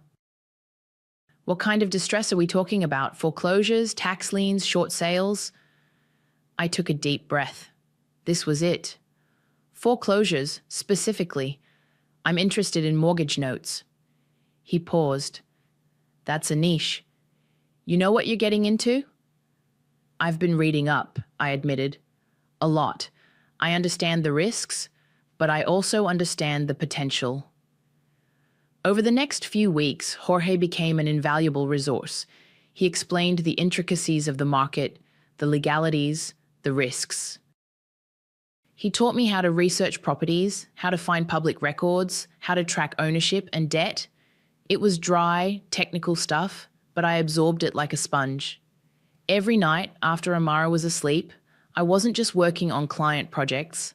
I was researching, learning, planning. One night, while researching local property records, a name popped up that made my blood run cold. Reuben Graham. His address, 28472 Maple Bend Drive. The same house I was currently living in the garage of. My hands trembled as I dug deeper. It wasn't hard to find. Public records were, well, public. What I found made my jaw drop. Reuben, the self-proclaimed self-made man, the one who boasted about outlasting recessions, was swimming in debt. He'd refinanced the house not once, not twice, but 3 times in the last 5 years. Each time, the loan amount had gone up. The last refinance, just 18 months ago, was for an amount that seemed astronomical, given his apparent income. He was using the house as an ATM, and the worst part? He was about to miss another payment. Not just a late payment, but a full-on missed payment that would trigger a notice of default. I called Jorge the next morning, my voice carefully neutral. "Hypothetically," I began, "if someone had a property that was about to go into default and they had refinanced it multiple times, what would be the typical process?" Jorge walked me through it. Well, the lender would issue a notice of default. Then, depending on the state, there's a cure period. If the borrower doesn't make good on the payments, the lender can initiate foreclosure proceedings. At that point, the mortgage note itself, the debt, can be sold off to investors. Sold off? I asked, my heart hammering. Yeah, it's a way for banks to clear their books. Sometimes they'll sell it for pennies on the dollar to a note buyer, rather than go through the whole foreclosure process themselves. Less hassle, less expense for them. I took a deep breath. And if someone were to buy that note, what happens then? Then you become the new lender, Jorge explained. You own the debt. You can then work with the borrower, or, if they continue to default, you can proceed with foreclosure yourself. It's a way to acquire property at a discount, but it's not without risk. You have to be prepared to take it all the way. I stared at the screen, at Reuben's address, at the looming missed payment date. The puzzle pieces clicked into place. This wasn't just an opportunity. This was poetic justice. Jorge, I said, my voice steady. If nobody buys the mortgage note in 60 days, it's going to foreclosure, right? That's usually the timeline, yes. Why? What if, I asked, my gaze fixed on the screen, what if I buy it in cash? The weeks that followed were a blur of intense work and quiet anticipation. I poured every spare dollar I earned from Garage Girl Enterprises into a separate account, meticulously tracking my progress. Bennett's referrals had been a game changer, and my income had surged. It was enough. Just enough. Jorge was a master at navigating the labyrinthine world of mortgage note purchases. He connected me with the right brokers, the right legal teams. Everything had to be done by the book, legally, impeccably. There was no room for error. We moved swiftly, discreetly. Reuben, oblivious in his grand house, remained focused on his golf games and complaining about the rising cost of, well, everything. One crisp morning, a few weeks later, I walked into the kitchen for breakfast. It was the first time I'd joined the family for a meal since that initial humiliating dinner. Amara was already there, quietly eating her cereal. Reuben, 55, was at the head of the table, a stack of envelopes next to his plate. Vanessa, 52, was fussing with Elise's 17-year-old hair, getting her ready for private school. Reuben grumbled, flipping through a stack of bills. Electricity's up again, and don't even get me started on the property taxes. It's like they think money grows on trees. He caught my eye, a condescending smirk on his face. Some people don't know what it takes to keep a roof over their heads, eh, Kylie? I simply nodded, taking a seat at the far end of the table, opposite Amara. I poured myself a cup of coffee, black. My heart was thumping a steady rhythm against my ribs, a drumbeat of quiet triumph. Reuben, oblivious, continued his monologue. He served himself a generous portion of scrambled eggs and bacon, then pushed the platter towards Vanessa. But we always outlast them, don't we, dear? Outlasted recessions. Ain't a dime I haven't earned. Built this whole life with my own 2 hands. He gestured around the opulent kitchen, the granite countertops gleaming under the recessed lighting. Some people just don't have that grit. Vanessa offered a weak smile. Elise, scrolling on her phone, snorted softly. Amara kept her eyes on her cereal bowl.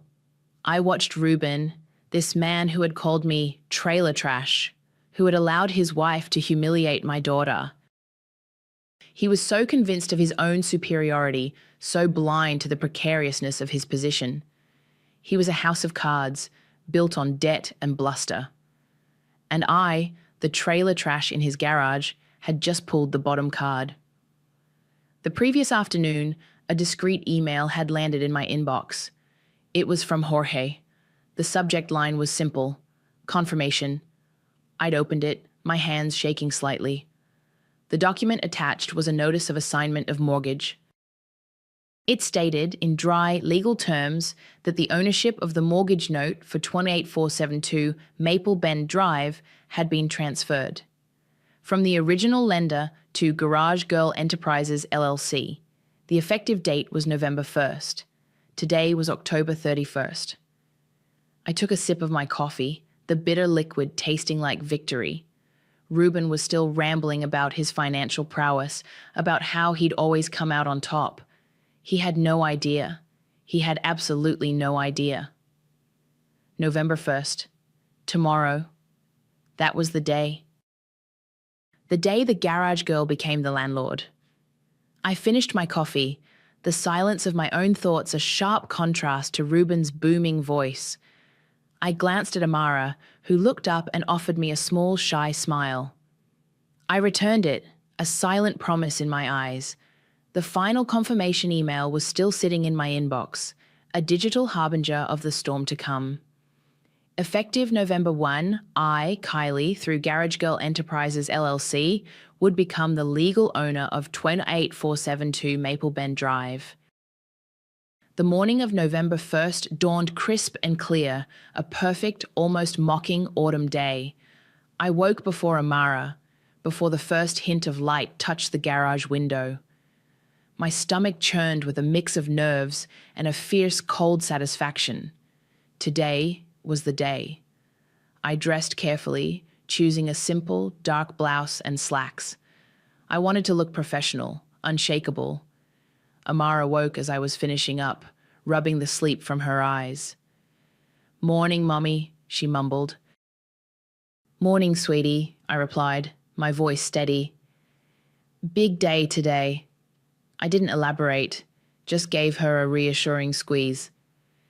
After a quick breakfast of cereal in the garage, no need to brave the main kitchen just yet, I helped Amara get ready for school. I walked her to the bus stop, watching until the yellow behemoth rumbled away, taking my most precious cargo to safety. Then I turned back towards the house. The envelope felt heavy in my hand. It was a standard legal-sized envelope, plain white, with the return address of Garage Girl Enterprises LLC printed neatly in the top left corner. Inside was the formal notice of foreclosure and eviction, along with a proposed lease agreement. Jorge had made sure everything was airtight, legally sound, and delivered with the utmost formality. I walked up the manicured pathway, past the rose bushes Vanessa tended so meticulously. The front door, a heavy oak, felt imposing. I took a deep breath, straightened my shoulders, and knocked. It was Ruben who answered, still in his bathrobe, a coffee mug in his hand. He looked surprised to see me at the front door instead of emerging from the garage. "Kylie, what's up? Everything okay?" His tone was laced with a familiar, patronizing concern. I didn't say a word. I simply extended the envelope. "This is for you, Ruben." He took it, his brow furrowing as he saw the return address. "Garage Girl, what is this? A prank?" He chuckled, a dismissive sound, and started to tear open the flap. His eyes scanned the first few lines, then his face went slack. The color drained from it, replaced by a sickly gray. His hand, holding the mug, started to tremble. The coffee sloshed over the rim. What is this?" he stammered, his voice barely a whisper. He looked up at me, his eyes wide with disbelief, then back down at the paper. This is impossible." Vanessa appeared behind him, drawn by the sudden silence. "Ruben, what's going on?" She tried to peer over his shoulder. Ruben stumbled back a step, clutching the papers. "It's a foreclosure notice." He looked at me again, his eyes wild. "From you? What is this, Kylie? What sick joke is this?" "It's no joke, Ruben," I said, my voice flat, devoid of emotion. "As of today, November 1st, Garage Girl Enterprises LLC is the legal owner of this property, 28472 Maple Bend Drive." I paused, letting that sink in. "You have 30 days to vacate the premises. Or," I continued, holding out a second folded document, "you can sign this lease agreement. The rent will be double what your previous mortgage payment was." His jaw dropped. Vanessa gasped, her hand flying to her mouth. She looked from the papers in Ruben's hand to my face, her own face contorting with a mixture of shock and dawning horror. You can't do this," Ruben roared, his voice cracking. "This is my house. I built this." "You bought it, Ruben, and then you mortgaged it and mortgaged it again, and then you stopped paying for it," I stated simply. "I just picked up where you left off." Upstairs, I heard a muffled cry, then the sound of something heavy hitting the floor. Vanessa's eyes darted upwards and I could hear her starting to sob. Elise, probably. Ruben stood there, a defeated, broken man in his bathrobe, the self-made millionaire exposed. He looked like he wanted to hit me, but he just stood there, shaking. "Get out!" he finally choked out, his voice hoarse. "Get out of my sight." I didn't move. "I'm already in," I said, "and this isn't your sight anymore.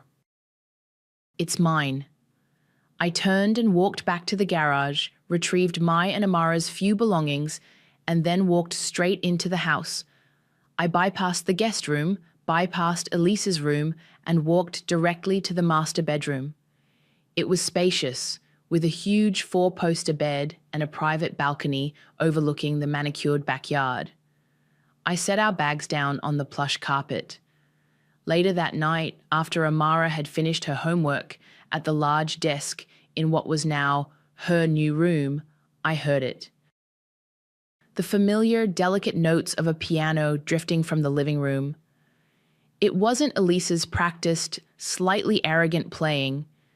It was hesitant, a little clumsy, but filled with a quiet joy. Amara. She was playing Elise's piano, and for the first time in a long time, the house felt like home. Reuben didn't leave. He couldn't. The humiliation of that November 1st morning hung heavy in the air, a thick, suffocating blanket. After my declaration, he'd retreated, slamming the door to what was once his study, now just a room he occupied. Vanessa had locked herself in her bedroom, the sounds of her muffled sobs occasionally drifting down the hall. Elise, the 17-year-old, had simply glared at me with a cold fury before disappearing into her own room. For the first few days, there was a tense, unbearable silence. They avoided me. I avoided them. Amara, my 7-year-old, adapted with remarkable ease. She loved the master bedroom, the big bed, the sunlight streaming in, and the piano. She spent hours in the living room picking out notes, slowly, deliberately, trying to mimic the simple melodies she'd heard Elise play. It was a small, quiet rebellion, and I cherished every off-key note. By the end of the first week, Reuben had to face reality. He didn't have another place to go. His finances, as I now knew intimately, were a house of cards. Moving would mean admitting defeat, finding a new place, and likely downsizing drastically. He was trapped. One evening, he finally approached me. I was in the kitchen, making dinner for Amara and myself. He stood awkwardly by the doorway, his shoulders slumped.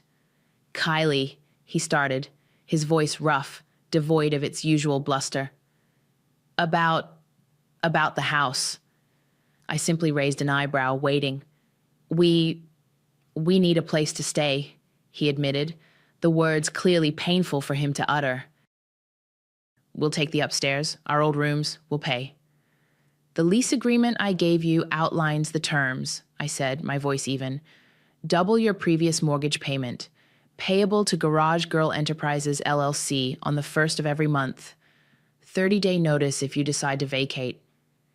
He flinched at the mention of the LLC, but he nodded. "Fine, just fine." And so it was done. They became my tenants. Reuben, Vanessa, and Elise now rented back the upstairs rooms from me, the woman they'd called trailer trash. The first rent check arrived a few days later, a crisp bank check signed by Reuben, made out to Garage Girl Enterprises LLC. The irony was a bitter, satisfying taste in my mouth. I tucked it into my ledger, a small smile playing on my lips. The house felt different now. The tension was still there, a thin wire stretched between us, but the power dynamic had irrevocably shifted. I was no longer the freeloader in the garage. I was the landlord, and I intended to own that role completely. My first order of business was security. I quietly installed a few small, discreet surveillance cameras in common areas, the living room, the kitchen, the main entryway. Not to spy, I told myself, but to protect my property, and perhaps to ensure there were no more "you people eat later" incidents. The feeds were accessible only to me, a constant silent watch. With the immediate living situation stabilized, I turned my focus back to my business. I'd been so consumed with the mortgage purchase, but now, with that settled, I had a story to tell, a powerful one. I spent days crafting the content for a new section on my Garage Girl Enterprises website. It wasn't just a portfolio of my digital marketing work anymore. It was a narrative. My narrative. I wrote about the divorce, the rock bottom, the garage. I wrote about the quiet humiliation, the trailer trash comment, the "you people eat later" incident. I wrote about the late nights, the self-teaching, the slow, methodical climb. And I wrote about how a single mom, underestimated and dismissed, had used her wits and a Wi-Fi connection to buy the very house she was told she didn't belong in. I didn't use names, but the story was clear enough. It was raw, honest, and ended with a simple statement. I built what they said I'd never be. I launched the new section, shared it across my professional networks, and then, almost as an afterthought, I made a short, punchy TikTok video. It summarized my journey, the garage, the betrayal, the quiet revenge, set to a trending audio. I posted it, not expecting much. The next morning, my phone nearly exploded. The TikTok had gone viral. Thousands of views, then tens of thousands, then hundreds of thousands. Comments poured in. Garage girl for president. Queen of revenge. This is the karma I live for. And then an influencer with millions of followers shared it, adding her own commentary. You guys have to see this. This woman is my new hero. My website traffic spiked. My inbox was flooded with inquiries, not just for digital marketing services, but for interviews, local news outlets, then national online publications. My first interview was with a business podcast. The host asked me about my journey, my struggles, my motivations. I told my story calmly, directly. The interview concluded, and the host asked for a final thought, a takeaway for listeners. I paused, looking directly into the camera. They told me I was trailer trash in their garage, I said, my voice steady, clear. They told me I didn't belong. But I built what they said I'd never be. The viral TikTok and subsequent interviews changed everything, not just for my business, but for the atmosphere in the house. Ruben stopped speaking to me entirely.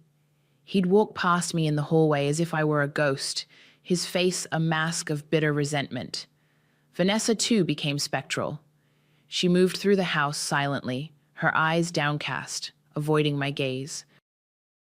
The only sounds from their part of the house were the occasional clatter of dishes or the low murmur of the television. Elise's reaction was more dramatic. A few weeks after the story blew up, she suddenly dropped out of her private school. I overheard Ruben yelling at her one night, his voice muffled but furious.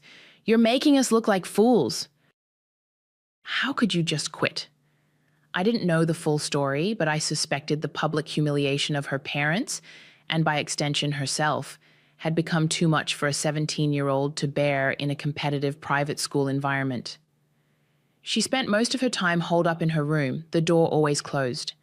The house, once filled with Ruben's booming pronouncements and Vanessa's passive-aggressive comments, was now eerily quiet. It was what I had wanted, wasn't it? To silence them. To take back control. And I had. Then, one afternoon, a car pulled into the driveway. It wasn't a car I recognized. A woman emerged, her hair a familiar shade of grey, her posture ramrod straight. My stomach dropped. Yvonne, my mother.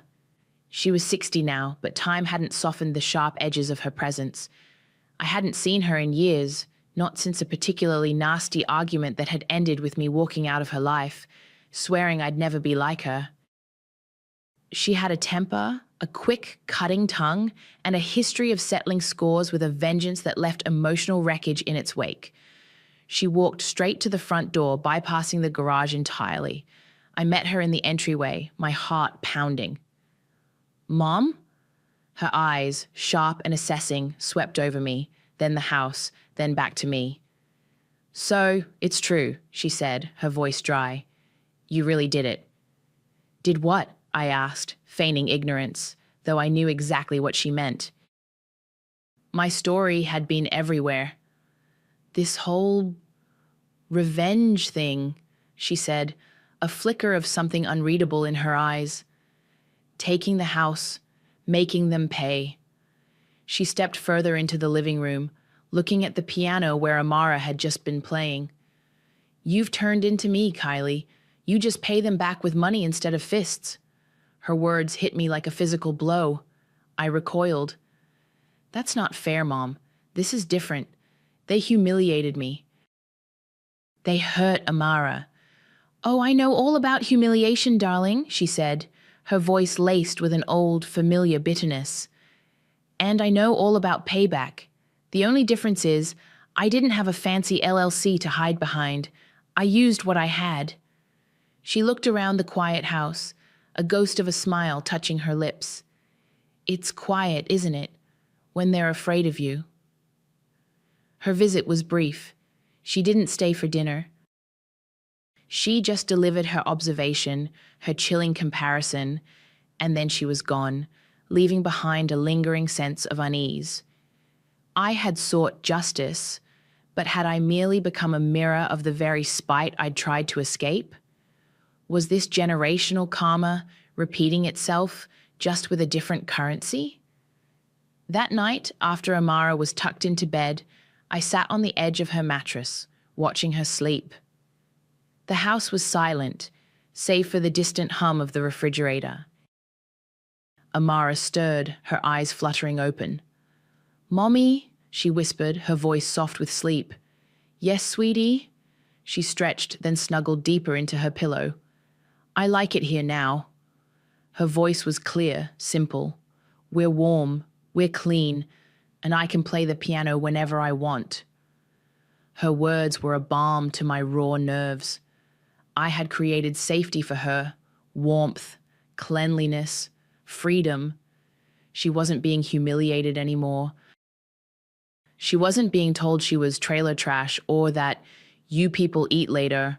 She was just Amara, 7 years old, safe in her own bed, in her own home.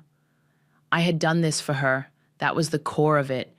But as I looked at her peaceful face, a new question formed in my mind, a quiet, unsettling echo.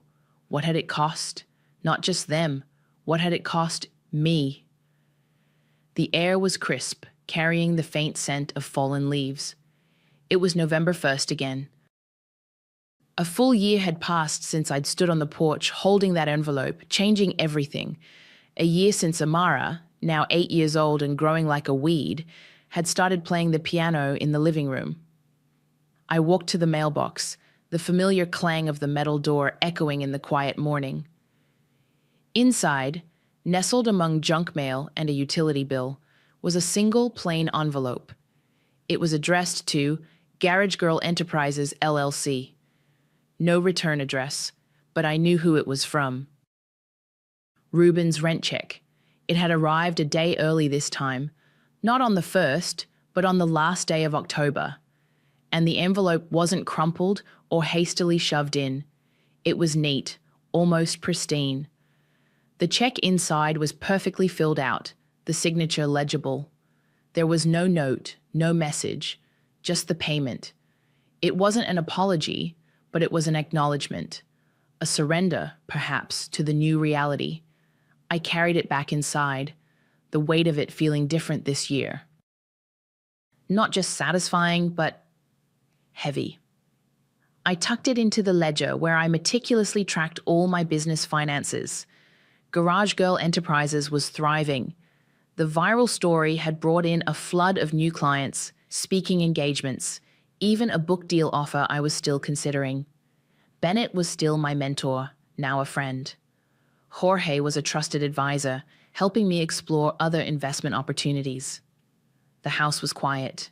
Too quiet sometimes.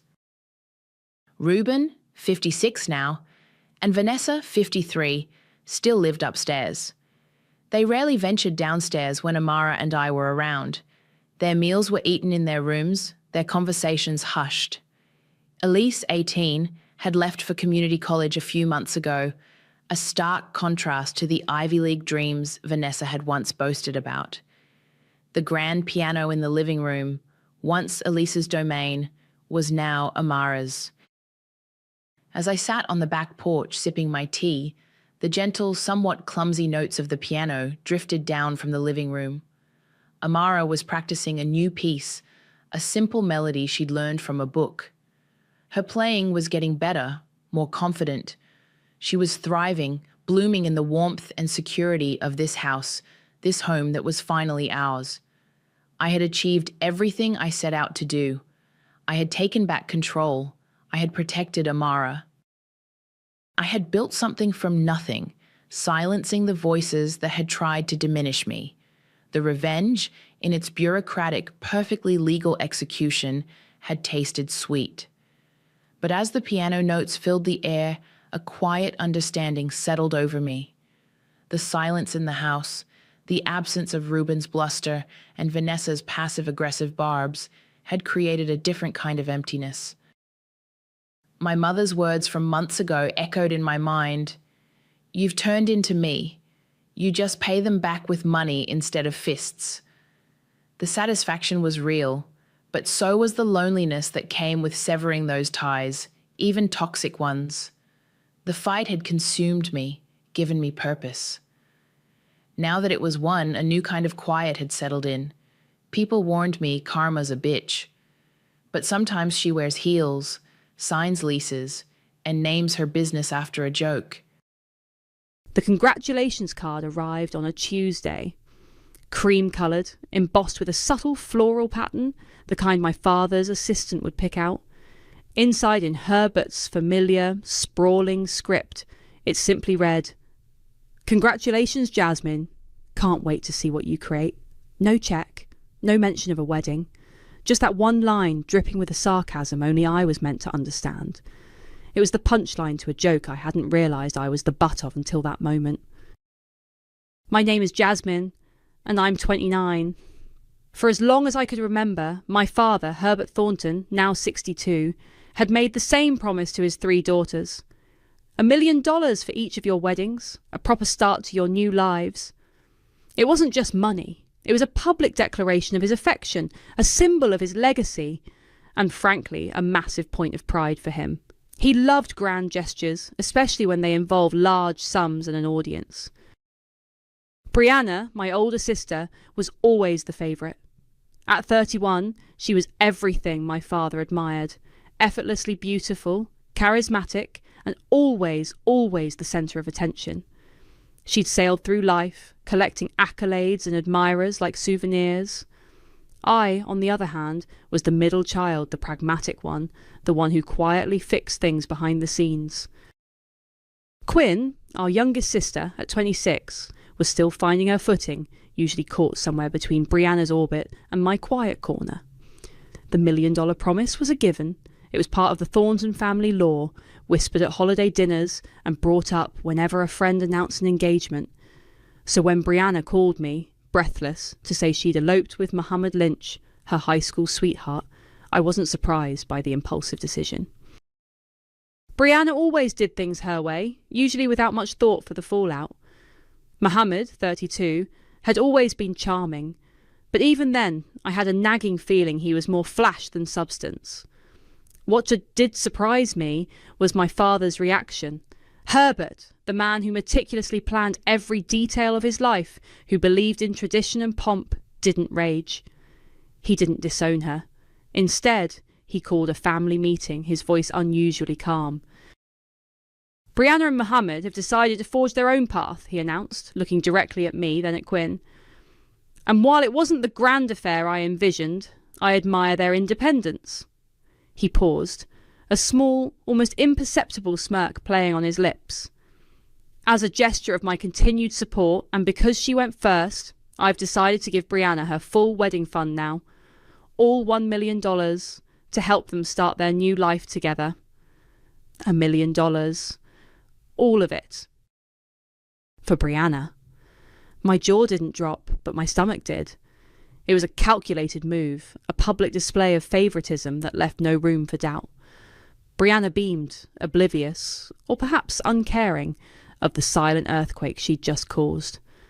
Quinn looked at me, her eyes wide with a mixture of shock and pity. I just smiled, a tight, practiced smile that didn't reach my eyes.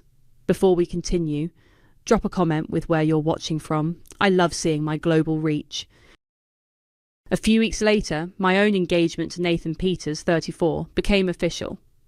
Nathan was everything Muhammad wasn't, steady, kind, and completely unconcerned with grand gestures. He loved me for me, not for my family name or my father's wealth. We'd talked about a small, intimate wedding, but the thought of that $1 million had always been a quiet comfort, a cushion for our future.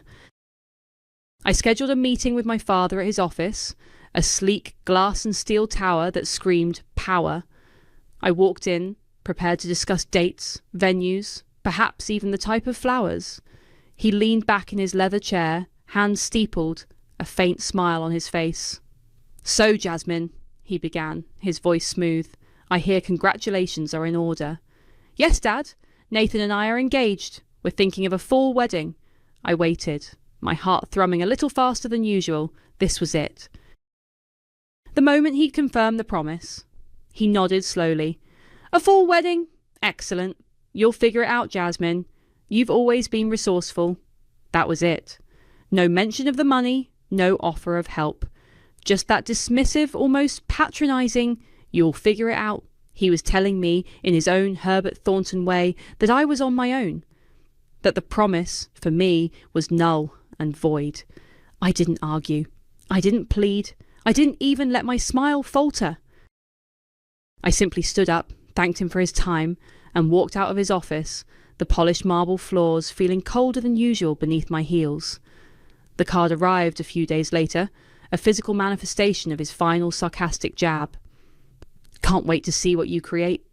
Oh, Dad, you have no idea. The family gathering was Herbert's annual summer barbecue, a meticulously orchestrated affair held in the sprawling backyard of his estate. Every year, it was the same cast of characters: distant cousins, business associates, and the immediate family, all orbiting Herbert like planets around a sun. I'd arrived with Nathan, who, bless his heart, always managed to look comfortable, even in the most uncomfortable social situations. He was chatting with Quinn by the grill while I was doing my usual rounds, offering polite smiles and deflecting questions about wedding plans.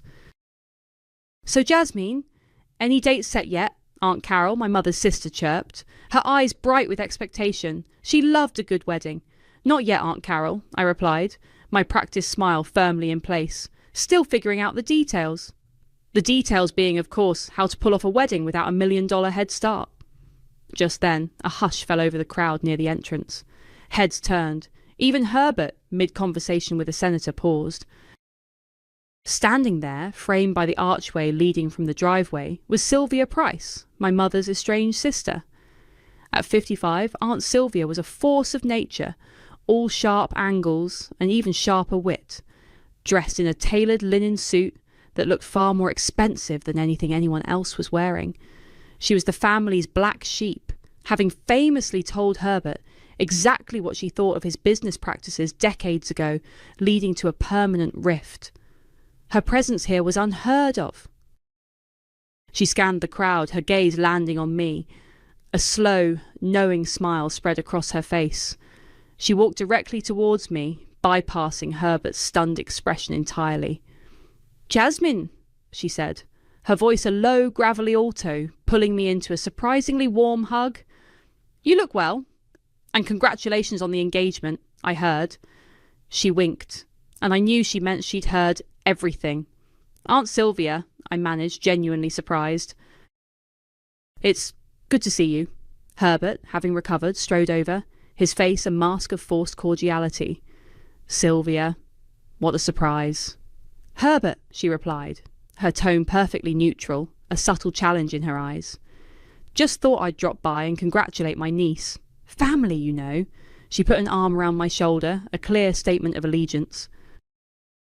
Herbert's jaw tightened, but he said nothing, turning away to resume his conversation with the senator, though I noticed him casting furtive glances our way. Sylvia steered me away from the main group, towards a quiet corner near the rose garden. "So," she began, her voice dropping, "your father's little performance, did it sting?" I looked at her, truly looked at her. She wasn't pitying me, she was assessing. "It stung," I admitted, my voice barely a whisper. "But it also clarified things," she nodded, a flicker of approval in her eyes. "Good. Because I've been following your little blog, Jasmine, the one you keep tucked away, writing about women in business, the challenges, the opportunities." My Loki blog? The one I thought no one read? I felt a blush creep up my neck. "It's just a hobby," I mumbled. "A hobby that's smarter than most people's careers," she retorted. "You have a mind for this, Jasmine. A real understanding of what it takes to build something meaningful, not just inherit it." She paused, her gaze intense. "I'm looking to invest in something legacy-defining, something that actually matters, not just another one of Herbert's vanity projects." My mind raced. The wedding. the $1 million that wasn't mine, the sarcastic card, my father's dismissal, a wedding, no matter how beautiful, felt small now, insignificant, a mere footnote in someone else's story.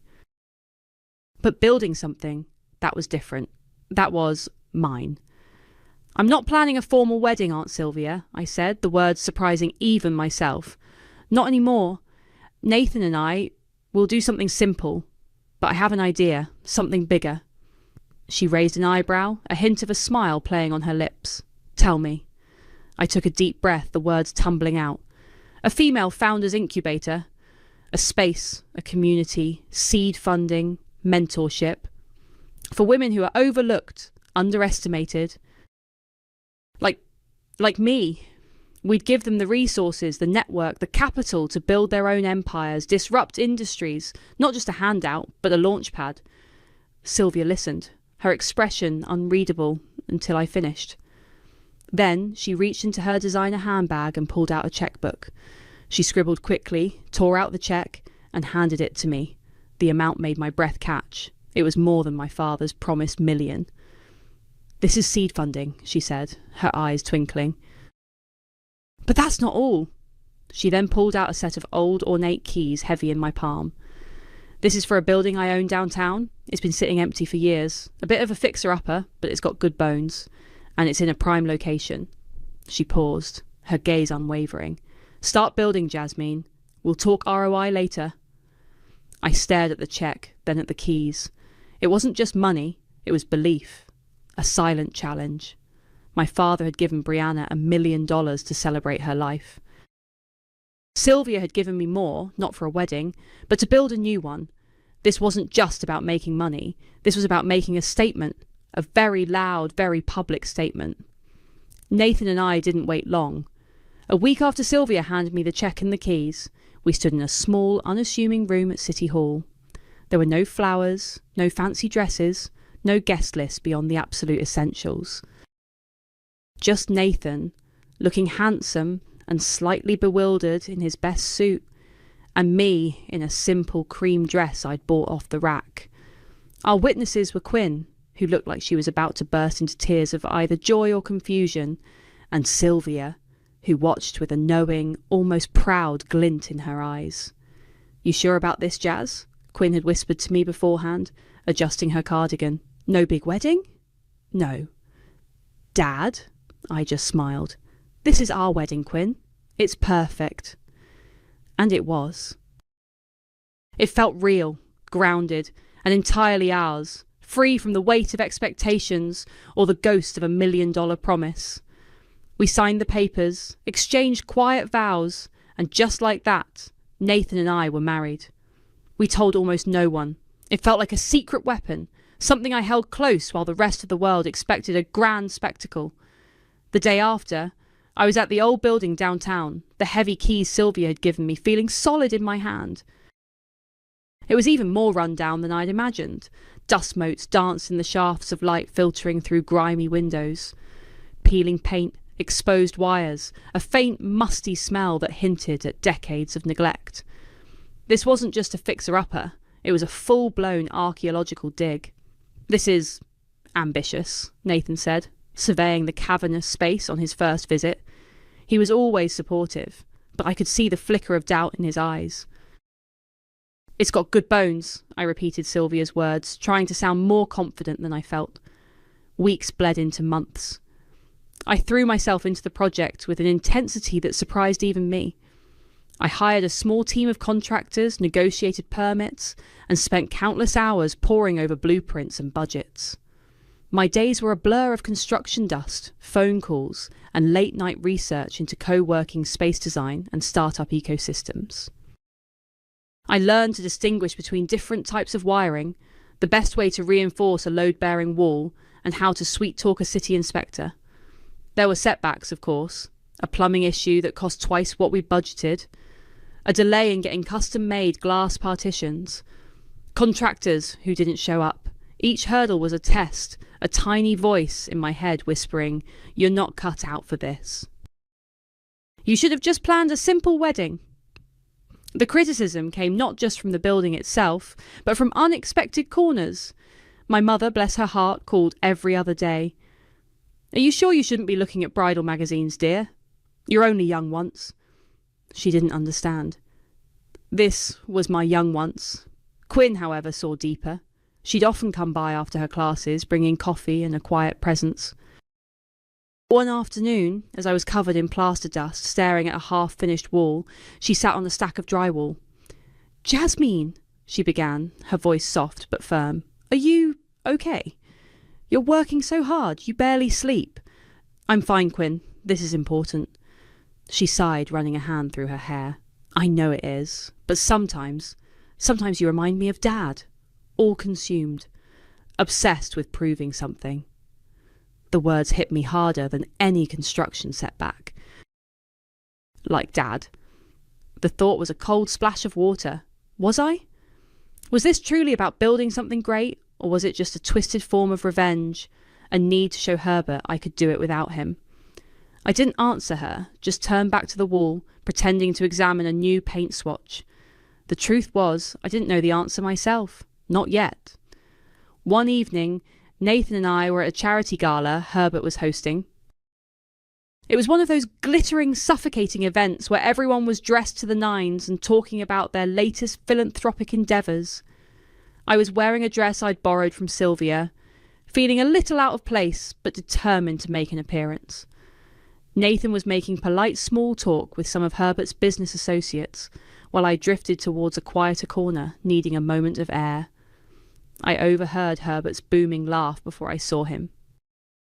He was standing with a group of his usual cronies, all powerful men in expensive suits.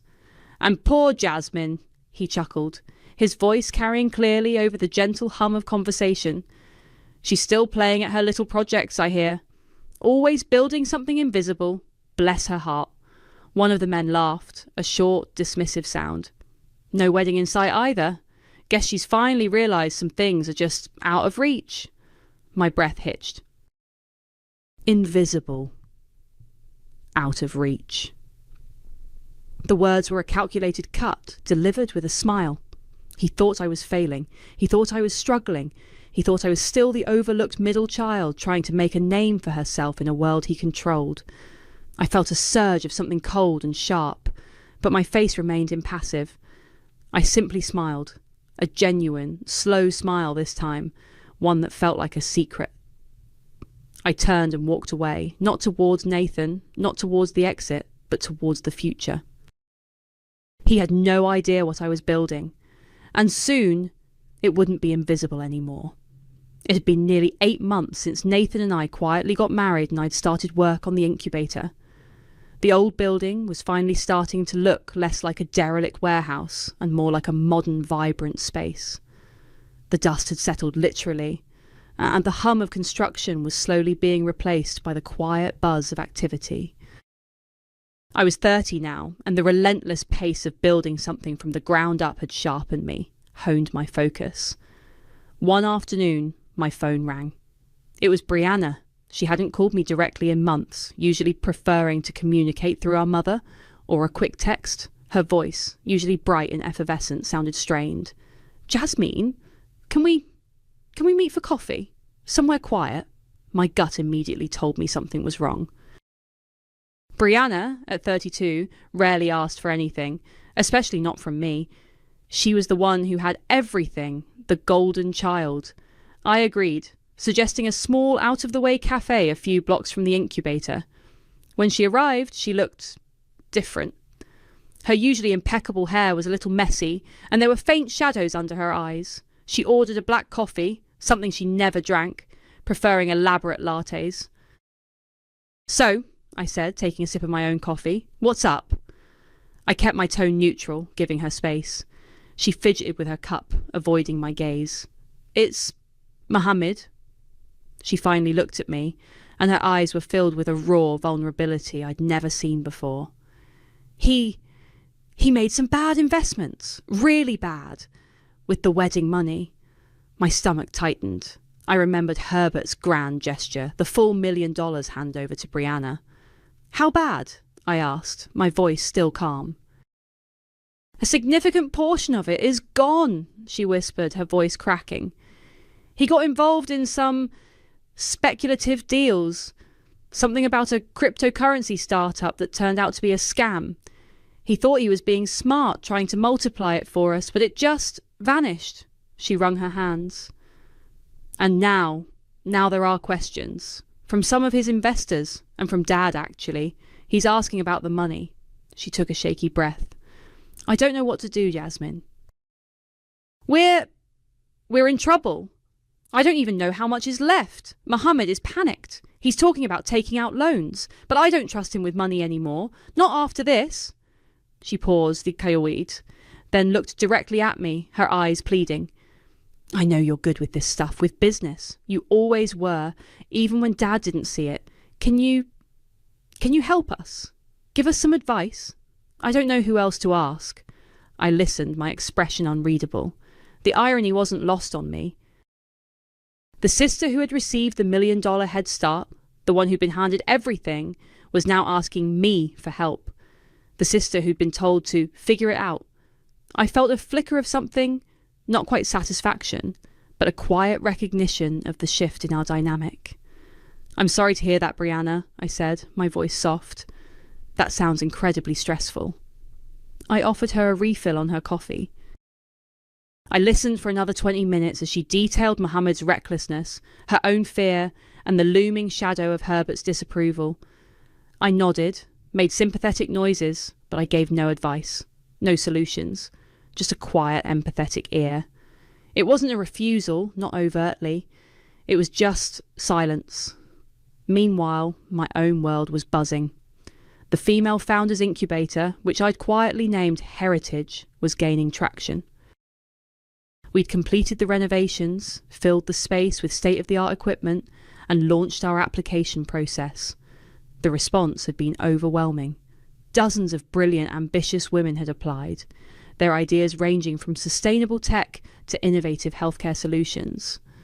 We'd selected our first cohort, and the energy in the building was palpable. The soft launch event, a small invite-only open house for potential mentors and early investors, had gone even better than I'd hoped.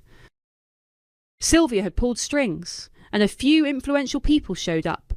Among them was Dustin Williamson, a prominent tech journalist, 40, known for his sharp insights and no-nonsense reporting. He'd spent hours talking to the founders, taking notes, and asking me pointed questions about my vision. A week later, his article dropped. It wasn't a full exposé, but a glowing feature in a major online tech publication. Heritage, a new dawn for female entrepreneurship. It highlighted our unique model, the calibre of our first cohort, and subtly hinted at the quiet ambition behind it all.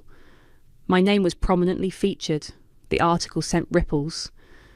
My phone started ringing with inquiries from investors, potential partners, and even more aspiring founders. The quiet, invisible building was becoming visible. Then the email landed in my inbox, formal, professional, from my father's executive assistant. Subject: Invitation, Legacy Summit Presentation Opportunity. Dear Ms. Thornton, Mr. Herbert Thornton would like to extend a personal invitation for you to present at the upcoming annual Legacy Summit hosted by Thornton Holdings. We have been following the promising developments at Heritage and believe your innovative approach aligns perfectly with the summit's theme of future-forward leadership. Please let us know your availability to discuss this opportunity further. Sincerely, Basita, assistant's name. I stared at the screen, a slow, incredulous laugh bubbling up from deep inside me. Legacy Summit. Future-forward leadership. The same man who dismissed my efforts as invisible and out of reach was now inviting me to present at his prestigious event. He was asking what I was up to. I leaned back in my chair, the laughter turning into a quiet, satisfied smile. I typed out a polite, brief reply. Dear assistant's name. Thank you for the invitation. Unfortunately, my schedule is fully committed with the launch of Heritage. I will have to decline this opportunity. Sincerely, Jasmine Thornton. I hit send. The silence in my office was deafening and utterly perfect. The buzz around heritage was growing, fueled by Dustin Williamson's article and the genuine success stories emerging from our first cohort. We were preparing for a major launch event, something that would officially put us on the map. It needed to be impactful, memorable, and most importantly, disruptive. I wanted it to be a statement, not just a celebration. One evening, I was hunched over the design proofs for the invitations, meticulously choosing fonts and paper stock. Nathan walked in, carrying 2 mugs of tea. He sat opposite me, watching my focused intensity. "You know," he said, his voice gentle, "these look an awful lot like wedding invitations."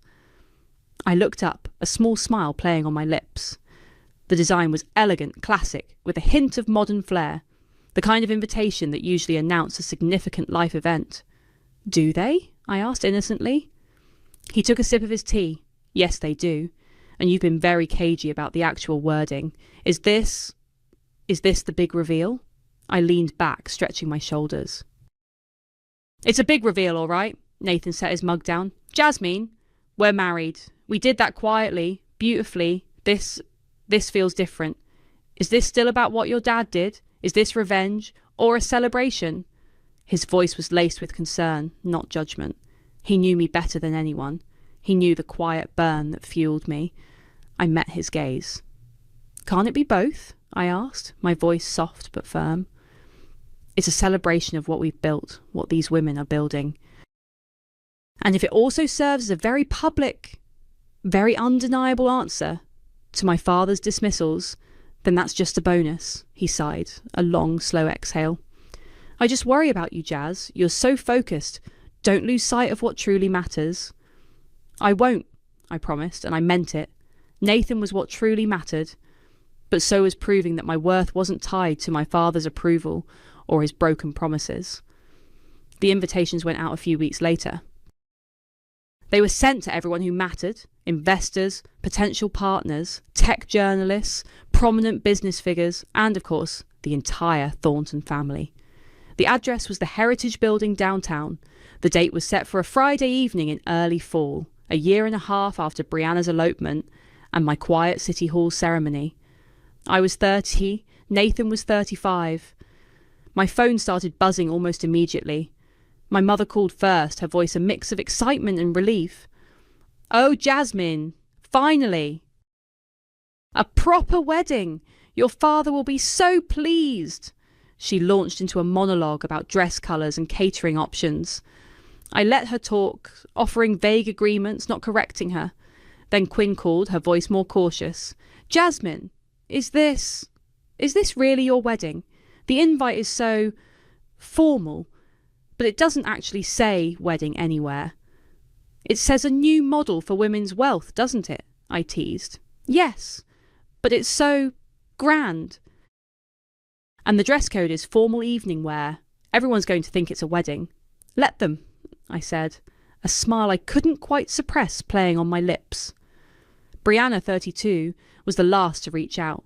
She texted me a picture of the invitation, followed by a string of excited emojis. "OMG, your big day. So happy for you. Finally. What dress are you wearing?" I didn't reply to her text. I didn't need to. The trap was set. The day of the event dawned crisp and clear. The Heritage Building, once a forgotten shell, was transformed. The ground floor, our main event space, shimmered under elegant lighting. Flowers, real ones this time. A subtle nod to the irony adorned every surface. The air hummed with anticipation. My team, a diverse group of brilliant women I'd handpicked, moved with quiet efficiency, making sure every detail was perfect. I stood by the entrance, dressed in a sleek, custom-made gown that was more power suit than wedding dress, a quiet statement in itself. Nathan was by my side, looking handsome and supportive, as always. Sylvia, radiant in a sapphire blue gown, gave me a proud nod. The first guests started arriving, dressed in their finest evening wear, and then the Thornton family. My mother, in a shimmering silver gown, Quinn, looking elegant in a deep emerald dress, and Herbert, 62, in a perfectly tailored tuxedo, his expression one of smug satisfaction.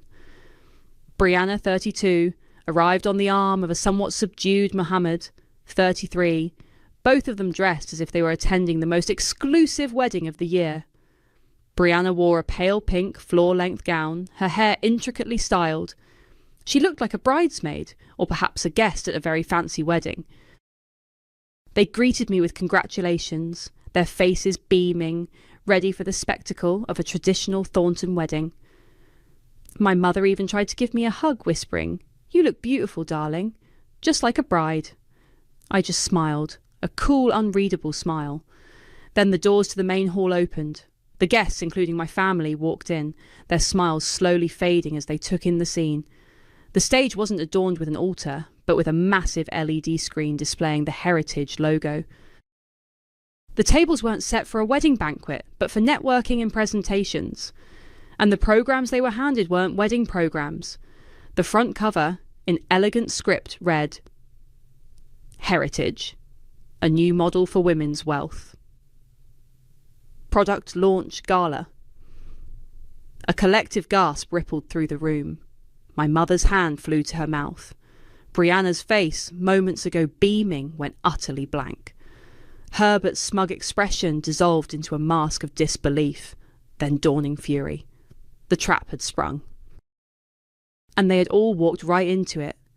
The silence in the main hall was thick, heavy with the weight of shattered expectations. My mother's hand was still pressed to her mouth, her eyes darting between me and the Heritage logo on the screen. Quinn looked mortified, but also, I thought, a little impressed. Brianna's face was a study in shock, her pale pink gown suddenly looking ridiculous in the context of a tech launch.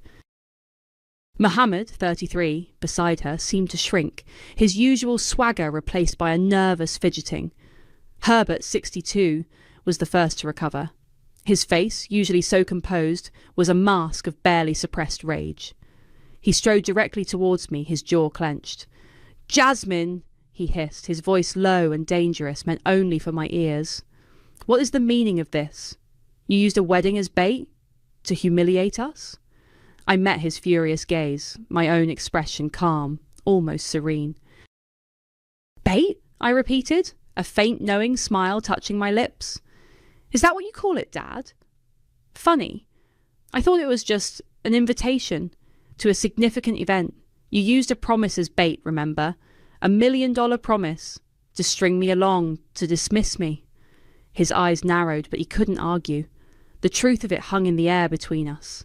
He had no moral high ground here.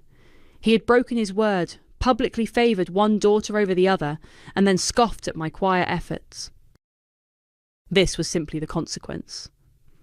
"This is unprofessional," he muttered, glancing around at the growing crowd of industry professionals, journalists and investors who are now mingling, oblivious to the family drama unfolding. "A public spectacle. This will reflect poorly on the Thornton name." "The Thornton name?" I countered, my voice still soft but with an edge of steel. "I'm building my own name, Dad. And it's called Heritage."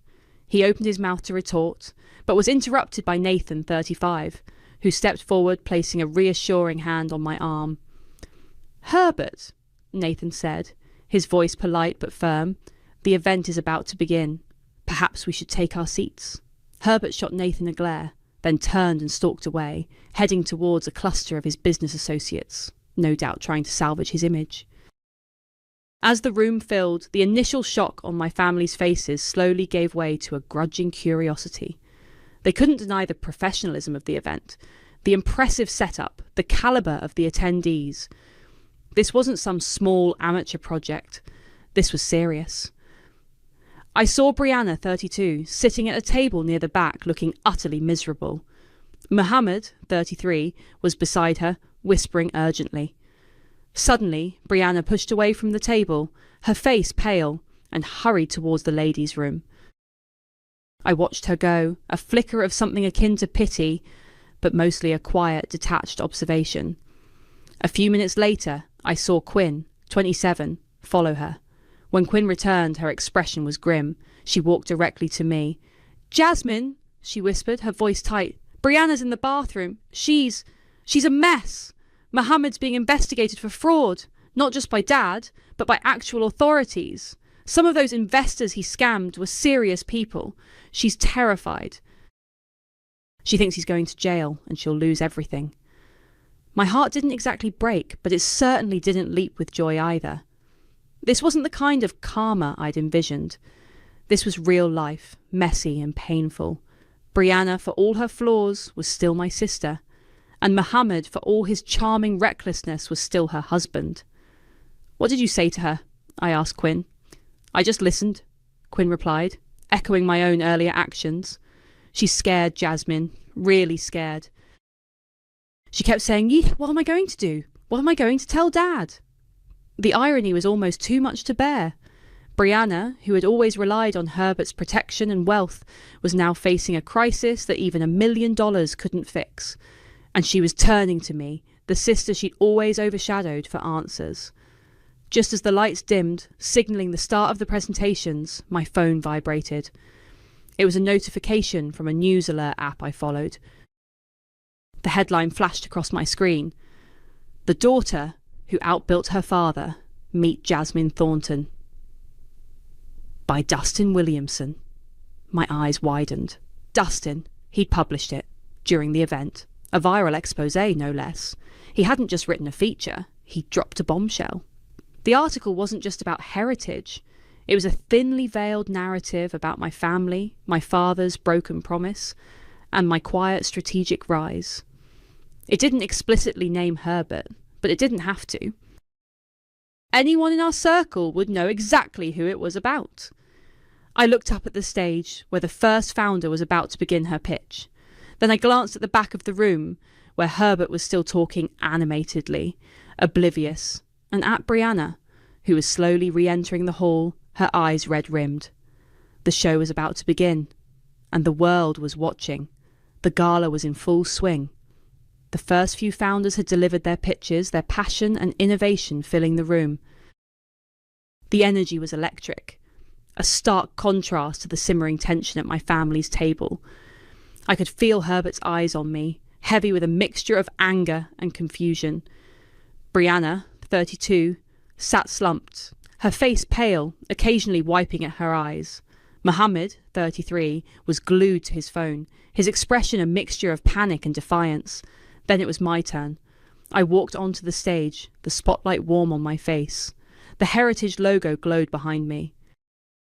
I scanned the room, meeting the gazes of investors, journalists, and finally, my family. Nathan, 35, gave me a small, encouraging smile from the front row. Sylvia, 55, offered a subtle, proud nod. "Good evening, everyone," I began, my voice clear and steady, amplified by the microphone. "Tonight, we celebrate not just a new venture, but a new paradigm, a new way of building wealth, of defining legacy." I paused, letting my gaze linger on Herbert, 62.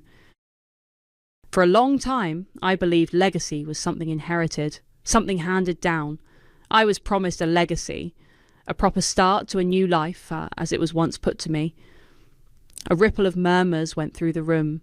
Many of the attendees were familiar with the Thornton family and its patriarch. "But I learned that true legacy isn't given," I continued, my voice gaining strength. "It's built, brick by brick, idea by idea, by those who are often overlooked, underestimated, and told they'll just have to figure it out." My eyes locked with Herbert's. His face was a thundercloud. "I was told I was resourceful," I said, a faint, almost imperceptible tremor in my voice, a ghost of the hurt I'd felt.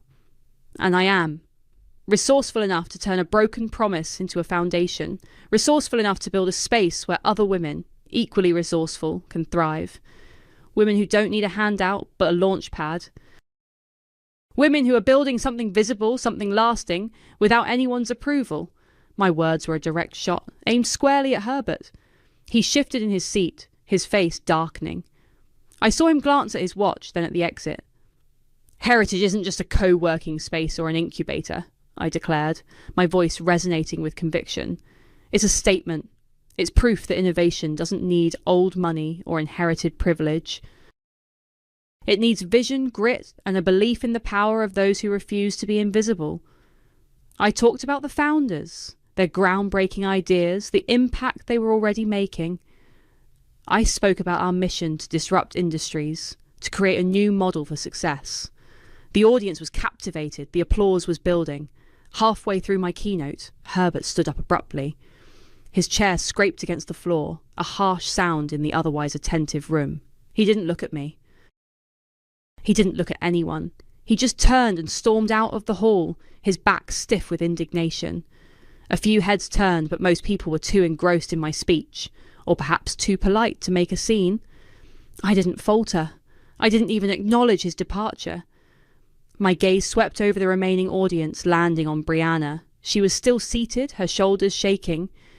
She wasn't looking at me, but down at her hands, tears silently streaming down her face.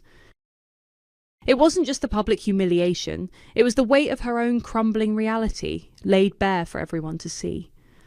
When I finished, the applause was deafening, a standing ovation. It wasn't just for the business model, it was for the quiet defiance, the raw honesty, the sheer audacity of it all. As I stepped down from the stage, Sylvia was there, her eyes shining. She pulled me into a quick, fierce hug. "You've done what none of them could, Jasmine," she whispered in my ear, her voice thick with emotion. "You made something lasting without their approval. You built your own legacy." Nathan joined us, his face beaming with pride. "You were incredible, Jazz." The rest of the evening was a blur of congratulations, networking, and the satisfying hum of success. Dustin Williamson, 40, found me, his eyes alight. "That was a hell of a speech, Jasmine. The article's already trending." "You broke the internet," he grinned. "And your father's ego, it seems." Days turned into weeks. The buzz around Heritage didn't die down. Applications poured in, investors called, the media clamoured for interviews. My father's name, once synonymous with power and influence, was now being subtly overshadowed by mine. Then, an email landed in my inbox. It was from Brianna. Subject: Heritage Consultant Application. Dear Jasmine, following the incredible success of the Heritage launch, I've been so inspired by what you're building. With my background in, redacted, likely marketing PR from her conventional career, I believe I could be a valuable asset to your team, particularly in client relations or strategic partnerships. I've attached my resume and would be grateful for the opportunity to discuss how I could contribute to Heritage's mission. Sincerely, Brianna Thornton. I stared at the email, a familiar quiet smile spreading across my face. Brianna, the golden child, who once had everything, was now applying for a job with me. The irony was exquisite. I opened a new email, typed a polite, professional reply, and hit send. Dear Brianna, thank you for your interest in Heritage. We appreciate you considering us. At this time, we are not looking to expand our team in the areas you've highlighted. We wish you the best in your job search. Sincerely, Jasmine Thornton. It wasn't a furious rejection. It wasn't a public shaming. It was just a quiet, firm, professional no. The kind of no that carried the weight of years of being overlooked. The kind of no that was the ultimate permanent burn. The months following the Heritage launch gala were a whirlwind. The viral article by Dustin Williamson, 40, had truly put us on the map. Investors who had previously dismissed my pitches were now calling, eager to get in on the ground floor. Our second cohort of founders was even more impressive than the first, and their early successes were generating even more buzz. Heritage wasn't just a startup, it was becoming a movement. The impact on Herbert's world was undeniable. His firm, Thornton Holdings, known for its traditional, male-dominated investment strategies, started to feel the subtle shift in the market. Several high-profile female clients, particularly those in the tech and innovation sectors, discreetly moved their portfolios. Some openly cited Heritage's success and my public stance on supporting women in business as their reason. It wasn't a sudden collapse, but a slow, steady erosion of his credibility among his peers, especially those who valued forward-thinking leadership. He was still Herbert Thornton, powerful and wealthy, but the shine on his legacy was undeniably dulling. I used a significant portion of my initial profits, along with Sylvia's continued guidance, to do something deeply personal. My mother had always dreamed of a small, modern home, something with a garden and plenty of light. She'd spent her life in Herbert's shadow, in a house that was more a monument to his ego than a comfortable home. I bought her a beautiful plot of land and built her exactly what she wanted. It was a quiet gesture, one that didn't make headlines, but it felt more meaningful than any public triumph. She cried when she saw it, a genuine happy cry I hadn't heard in years. Quinn, 27, who had been quietly observing my journey, surprised me by asking to come on board full-time. She'd finished her degree and realised her passion lay not in her initial career path, but in the dynamic, purpose-driven environment of heritage. She started as my executive assistant, quickly proving herself invaluable, her sharp mind and empathetic nature making her a natural fit for our mission. We spent more time together than ever, not just as sisters, but as colleagues building something together. It felt like a different kind of family, one I was actively choosing. Brianna, 32, filed for divorce from Mohammed, 33, quietly, without any fanfare. The fraud investigation into Mohammed's dealings had escalated, and it became clear that their life together, built on his reckless schemes, was unsustainable. She started therapy, something my mother had been subtly suggesting for years. I didn't hear much from her directly, but Quinn occasionally updated me. Brianna was struggling, but she was also, for the first time, facing her own choices and their consequences. It wasn't a triumphant fall for her, but a painful, necessary reckoning. After nearly 2 years of relentless work, Nathan, 35, finally convinced me to take a delayed honeymoon. We decided on a quiet trip to Italy, far from the demands of heritage and the lingering shadows of family drama. As we stood in the security line at the airport, my hand in Nathan's, I felt a lightness I hadn't experienced in years. The quiet satisfaction of success, yes, but also the warmth of a chosen partner and a chosen family. Just as we were about to walk through the gate, I saw him, Herbert, 64 now, standing alone by a departure board, his phone pressed to his ear. He looked smaller. His usual entourage was absent, his shoulders seemed a little slumped. He was dressed in a travel suit, but it looked less like power and more like a uniform. He seemed to be arguing with someone on the phone, his voice low and strained. He didn't recognise me at first. I was standing taller, my posture more confident, my face no longer holding the subtle tension of someone trying to prove herself. He glanced over, his eyes skimming past me without a flicker of recognition, then returned to his phone call. He was so consumed by whatever crisis he was managing, so isolated in his own world, that I was simply another face in the crowd. It was the silence, not the success, that got him in the end. I was 19 when the world went sideways. Not in a metaphorical way, but literally. A drunk driver, a sharp curve, and then just pain. 7 years later, I was 26, and the phantom ache in my leg was a constant reminder, a dull throb that echoed the one in my chest. My name is Scarlett. For most of my adult life, I'd been a ghost in my own home, a burden my mother, Cassandra, and my older sister Lacey never let me forget.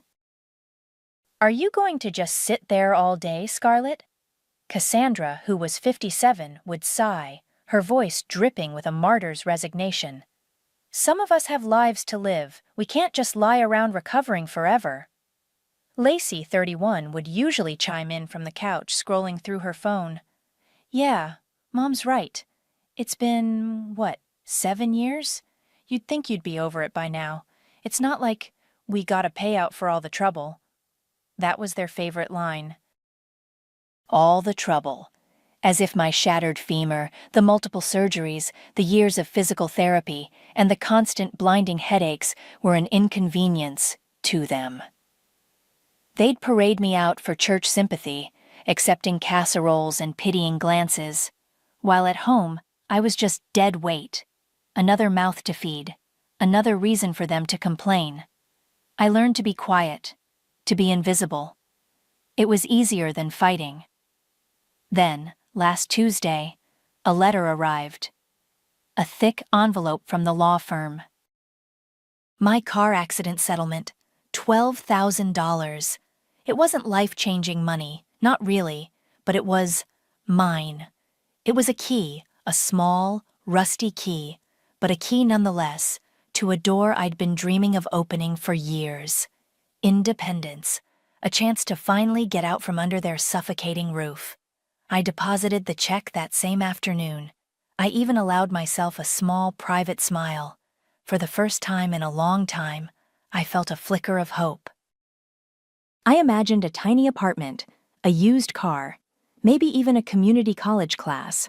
A life where I wasn't constantly reminded of what I'd cost them. That hope lasted exactly 3 days. Before we continue, drop a comment with where you're watching from. I love seeing my global reach. On Friday morning, I logged into my bank app. My heart seized. The balance was 0. Not a penny. My breath hitched. I refreshed the screen, thinking it was a glitch. It wasn't. The account was drained. Every single dollar. My hands trembled as I scrolled through the transaction history. One large withdrawal, an ATM withdrawal for the maximum daily limit, followed by an online transfer. Both dated yesterday. Both from my own account. I stumbled out of my room, clutching my phone like a lifeline. Lacey was in the living room, painting her nails, a new designer handbag sitting beside her on the couch. Cassandra was at the kitchen table, sipping coffee, reading a magazine. "My money," I choked out, tears already blurring my vision. "My settlement, it's gone." Lacey barely looked up. "Oh, that? Yeah, I took it." She blew on her nails. "Mom said it was fine." My gaze snapped to Cassandra. She met my eyes, a faint, almost imperceptible smirk playing on her lips. "Well, Scarlett, we did raise you. And after everything we've been through with your accident, it's the least you could do, really." The least I could do?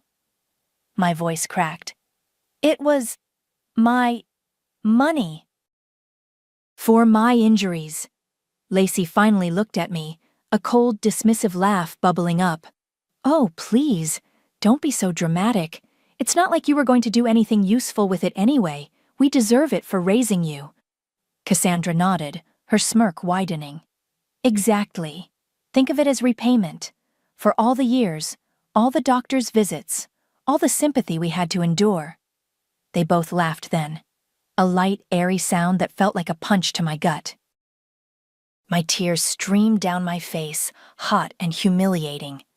They watched me unbothered, as if my heartbreak was a minor inconvenience, a childish tantrum. I backed away, stumbled back into my room, and slammed the door. I curled up on my bed, the sobs racking my body. It wasn't just the money. It was the absolute casual cruelty of it. The complete lack of remorse. The way they twisted everything, making me feel like the villain for even expecting what was mine. Hours later, the tears dried, replaced by a cold, hard knot in my stomach. I was still lying there, staring at the ceiling, when I remembered something. Lacey had been bragging about a spa day yesterday. A really fancy one, she'd said. I got up, my legs stiff, and went to the bathroom. Lacey's purse was on the counter. I rummaged through it, my fingers trembling, until I found it. A receipt from Serenity Springs Luxury Spa. Dated yesterday. The total was nearly $300. My eyes narrowed. The tears were gone, replaced by something else. Something sharp and dangerous. I pulled out my phone, opened the camera, and took a picture of the receipt. Then I went back to my bank app, took screenshots of the drained account, the withdrawal, the transfer. They thought I was broken. They thought I was just going to cry and accept it. They were wrong. I wasn't grieving anymore. I was planning. The next morning, I put on my best blank face. The tears were gone, but the ache remained, a dull, persistent throb that had nothing to do with my old injury. Lacey, 31, was still sprawled on the couch, watching morning TV. Cassandra, 57, was in the kitchen making toast. I walked in, poured myself some coffee, and sat down at the table. "Morning," I said, my voice flat, devoid of emotion. Cassandra glanced at me, a flicker of surprise in her eyes. She probably expected more tears, more drama. Lacey just grunted from the living room. "You okay, Scarlett?" Cassandra asked, a hint of caution in her tone. I shrugged, forcing a weak smile. "Yeah, just a lot to process. I guess you're right. It's done. What's done is done." Lacey appeared in the doorway, chewing on a piece of toast. Her eyes narrowed. "So, you're not going to be all dramatic about it?" "What's the point?" I said, looking down at my coffee cup. "You guys made your decision. I just have to live with it, I guess." It was a lie, of course. Every word was a lie. But it was a necessary one. I watched their faces relax, a subtle shift in their posture. They bought it. They thought I was defeated. Good. Let them think that. The following Monday, I took the bus to the bank. It was the same branch where I'd deposited the settlement check just a week and a half ago. I walked up to the counter and asked to speak to Ruby Blake. She was 29, just a few years older than me, and had helped me with the deposit.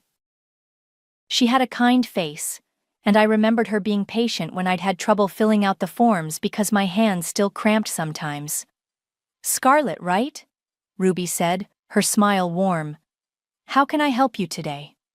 "Hi, Ruby," I said, trying to keep my voice steady. "I need some help. I'm trying to get all my financial records in order, for personal reasons, and I noticed some unusual activity on my account. I was hoping you could help me get a detailed printout of all transactions from the last 2 weeks, and maybe explain some of the larger withdrawals." Ruby nodded, her expression turning serious as she pulled up my account. "Okay, let's take a look." She clicked around on her computer. "I see a large deposit here, and then, yes, a significant ATM withdrawal and an online transfer a few days later." "That's what I'm confused about," I said, leaning in slightly. "I didn't make those." "Not the large ones, anyway. Is there any way to see more details? Like, where the online transfer went, or if there was a digital signature used?" Ruby typed for a moment, then frowned. "The online transfer went to an account at a different bank, but it's under a name I can't disclose without a subpoena. However," she paused, her finger hovering over the screen, "I can tell you that the digital signature used for this transfer doesn't match the one we have on file for you, and it was initiated from a device and IP address not typically associated with your account activity." My heart hammered. "So, it was unauthorized?" Ruby looked at me, her brow furrowed with concern. "It certainly appears to be. This is highly suspicious, Scarlett. If you didn't authorize these, it's a clear case of fraud. And the ATM withdrawal also looks like it maxed out the daily limit, which isn't your usual pattern." She printed out a stack of papers. "Here are all the transactions. I've highlighted the suspicious ones. You should definitely report this to the authorities if you believe it's fraud." "Thank you, Ruby," I said, gathering the papers. "This is exactly what I needed. I'm just trying to understand everything before I figure out my next steps." I left the bank, the printouts clutched in my hand. The cold knot in my stomach tightened, but it wasn't from fear anymore. It was from a growing sense of purpose. Ruby's words echoed in my head. Clear case of fraud. Highly suspicious. Back home, I spread the papers out on my bed. The ATM withdrawal was for $1,000. The online transfer was for $11,000. And there, buried in the smaller transactions, was a $500 charge to the Velvet Rope Club. My fingers flew to my phone. Lacey had posted a blurry photo on Instagram just a few nights ago, tagging herself at the Velvet Rope Club with a caption about bottle service and good vibes. The date on her post matched the transaction date exactly. I wasn't grieving anymore. The tears were a distant memory. My mind was sharp, focused. They thought they had won. They thought I was broken. But every piece of paper, every screenshot, every detail I uncovered was a brick in a wall I was building. A wall that would eventually come crashing down on them. Later that evening, I was in the kitchen, getting a glass of water, when I heard Lacey's voice from the living room. She was on the phone, her voice low, conspiratorial. "Yeah, Ashton, I know, but it's fine. We still have enough. The leftover money from Scarlett's little windfall will cover it." "Maldives, here we come!" My hand froze on the water tap. Maldives. Honeymoon. Soon. The words hit me like a physical blow, but instead of pain, there was a surge of icy resolve. They were planning to use my money for their dream vacation. My stolen future. Their luxury. A small, dangerous smile touched my lips. Oh, it was happening soon, all right. Just not in the way they imagined. The next morning, I put on my best blank face.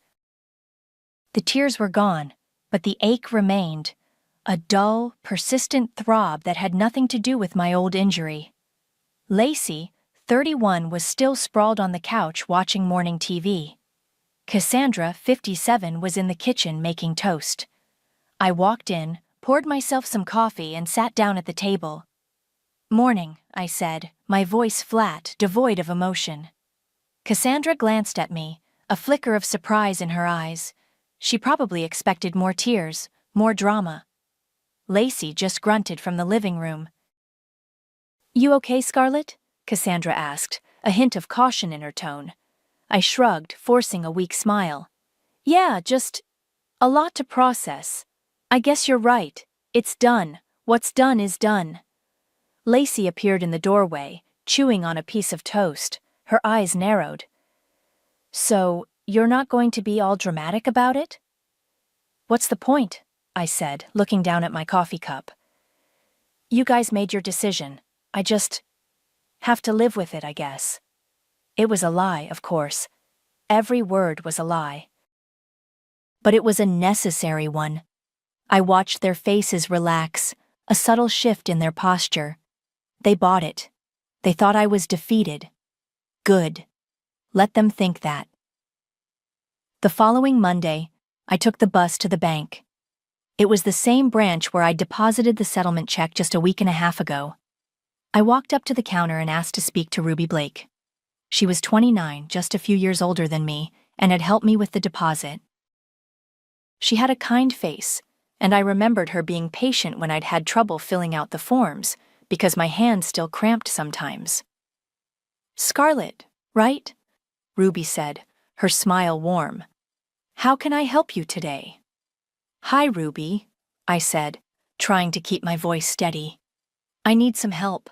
I'm trying to get all my financial records in order for personal reasons, and I noticed some unusual activity on my account. I was hoping you could help me get a detailed printout of all transactions from the last 2 weeks, and maybe explain some of the larger withdrawals." Ruby nodded, her expression turning serious as she pulled up my account. "Okay, let's take a look." She clicked around on her computer. "I see a large deposit here, and then, yes, a significant ATM withdrawal and an online transfer a few days later." "That's what I'm confused about," I said, leaning in slightly. "I didn't make those." "Not the large ones, anyway. Is there any way to see more details? Like, where the online transfer went, or if there was a digital signature used?" Ruby typed for a moment, then frowned. "The online transfer went to an account at a different bank, but it's under a name I can't disclose without a subpoena. However," she paused, her finger hovering over the screen, "I can tell you that the digital signature used for this transfer doesn't match the one we have on file for you, and it was initiated from a device and IP address not typically associated with your account activity." My heart hammered. "So it was unauthorized?"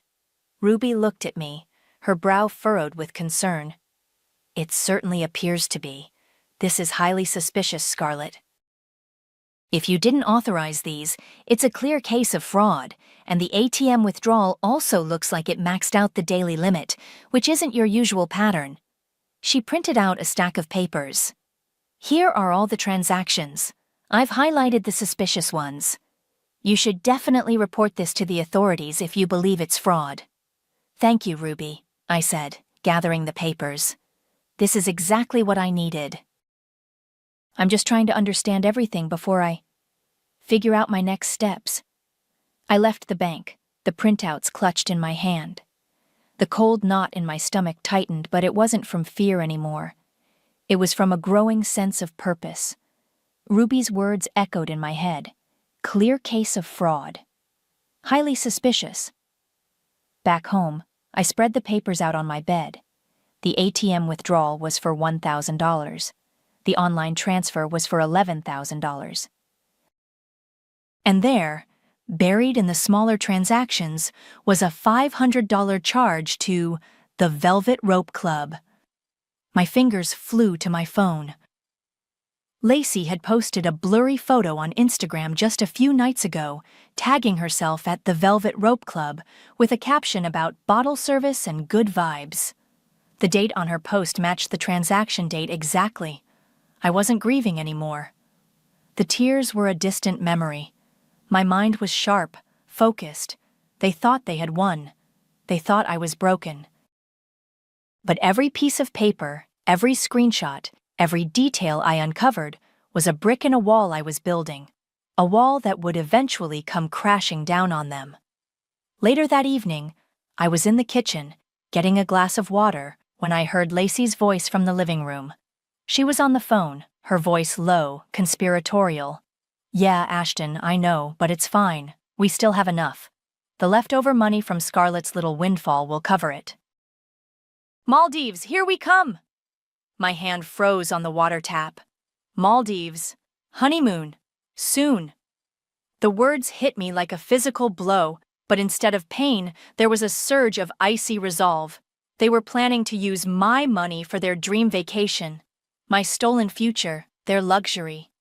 A small, dangerous smile touched my lips. Oh, it was happening soon, all right. Just not in the way they imagined. The pretense was exhausting.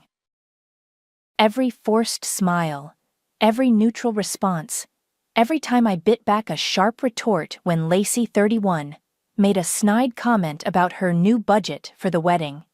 It had been a few days since my visit to Ruby, a few days since I'd overheard the Maldives comment.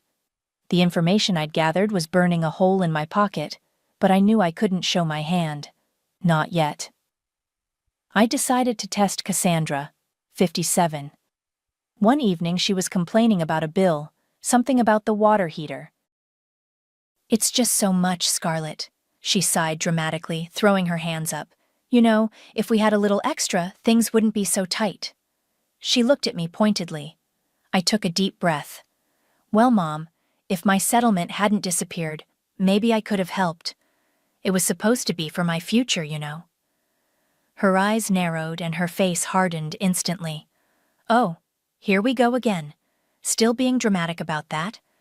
We've been over this, Scarlett. You owe us. For everything. For keeping a roof over your head all these years, for taking care of you after your accident. Do you have any idea what we went through? The familiar script. It was always the same. A wave of nausea washed over me, remembering all the times she'd pulled this stunt. After the accident, when I was 19, she'd been a master of public performance. She'd set up a GoFundMe, tearfully telling church members and distant relatives about her poor, injured daughter and the unbearable medical bills. People sent money, casseroles, cards. Sympathy poured in. But the GoFundMe total, which I'd peeked at once, had been over $5,000. Where did it all go? My medical bills were covered by the other driver's insurance, and the settlement was for pain and suffering. The GoFundMe money had just vanished, just like my settlement now. I'm just saying it was a lot of money, I tried again, keeping my voice low. Cassandra scoffed, and we deserved it. Honestly, Scarlett, I'm grateful you finally stopped being dramatic about it. Lacey even gave me $2,000 as a thank you for letting her use it. See? She appreciates what we do for her. Unlike some people. She gave me a smug, knowing look, as if Lacey's generosity somehow validated the theft. The $2,000 was a drop in the bucket compared to the $12,000, but it showed Cassandra was directly benefiting. That was it. The last shred of doubt, of hope, that maybe, just maybe, they had some twisted logic I could understand, evaporated. They were beyond redemption, and they were never going to admit what they did. I went back to my room, the smugness in Cassandra's voice echoing in my ears. I pulled out my old phone, a cheap burner I'd kept in a drawer. I downloaded a voice recording app. From now on, every conversation with them was going to be documented. Every belittling comment, every gaslighting remark, every casual admission of their entitlement. It might not be admissible in court in some states without their knowledge, but it would be invaluable for my own records, for building my case, for proving a pattern of abuse. Later that night, I pulled up my contacts. I scrolled past the few friends I still had, people who had drifted away over the years as I became more isolated. My finger paused on a name I hadn't called in years. Rhett Bennett, my late father's distant cousin. He was 32, a few years older than Lacey, a mechanic who owned his own small garage on the outskirts of town. He and my dad had been close, but after Dad died, Cassandra had systematically alienated him, claiming he was trouble. I hadn't seen him since I was about 16. I hesitated, then pressed call. It rang twice, then a gruff voice answered.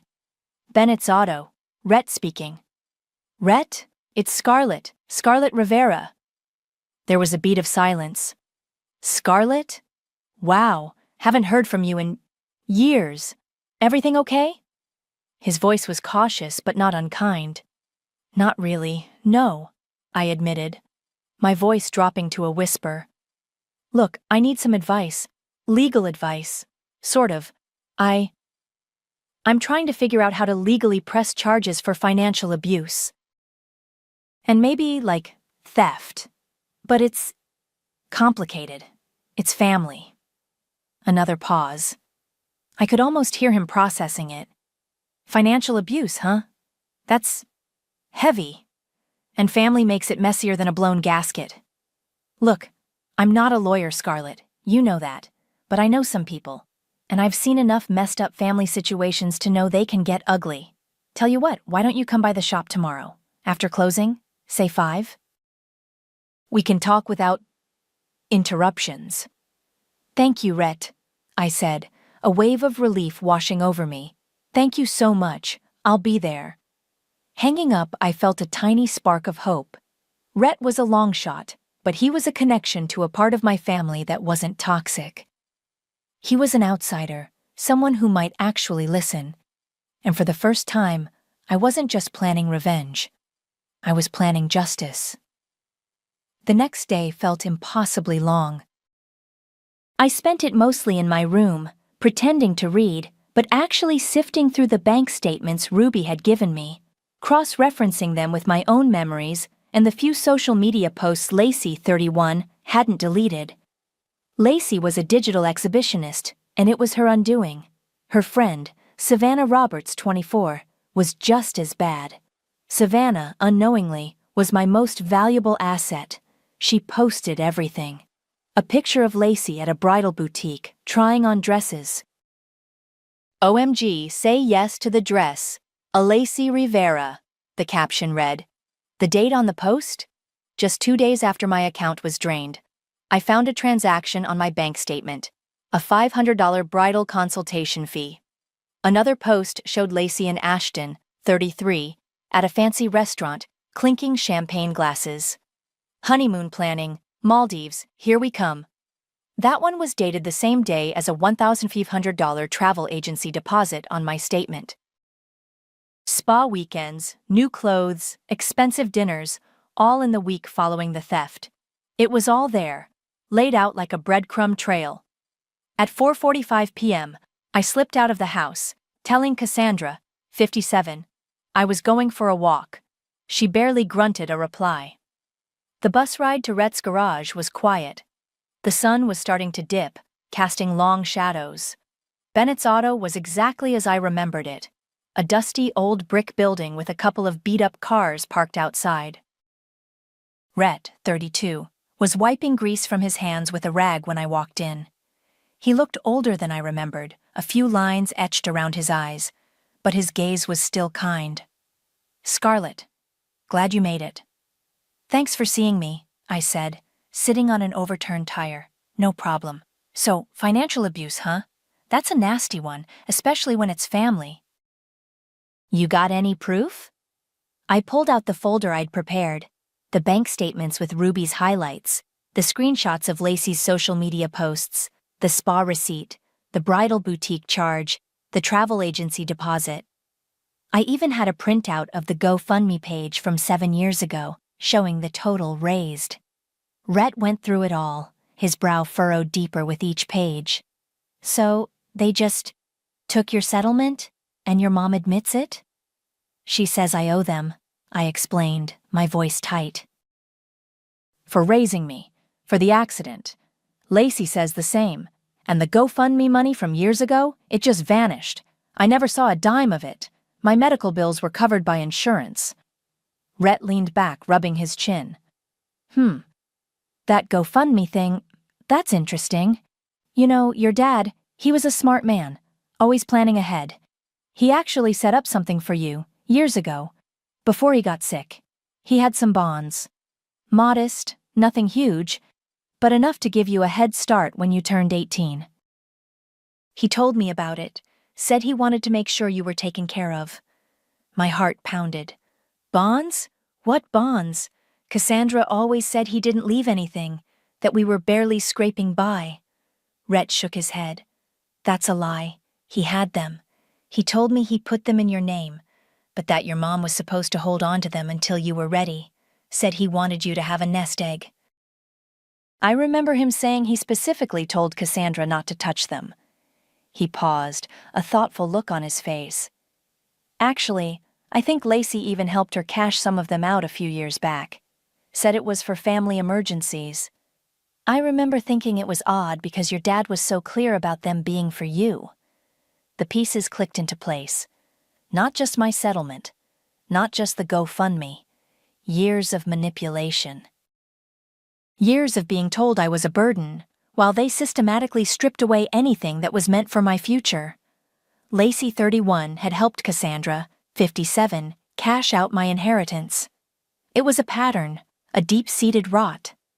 "So Lacey helped her cash them out?" I repeated, my voice barely a whisper. "Yeah, I remember because she called me asking about the process, said Mom needed help with some old papers. I told her to be careful, those were for you. Guess she wasn't." Rhett shook his head again. "This is worse than I thought, Scarlett.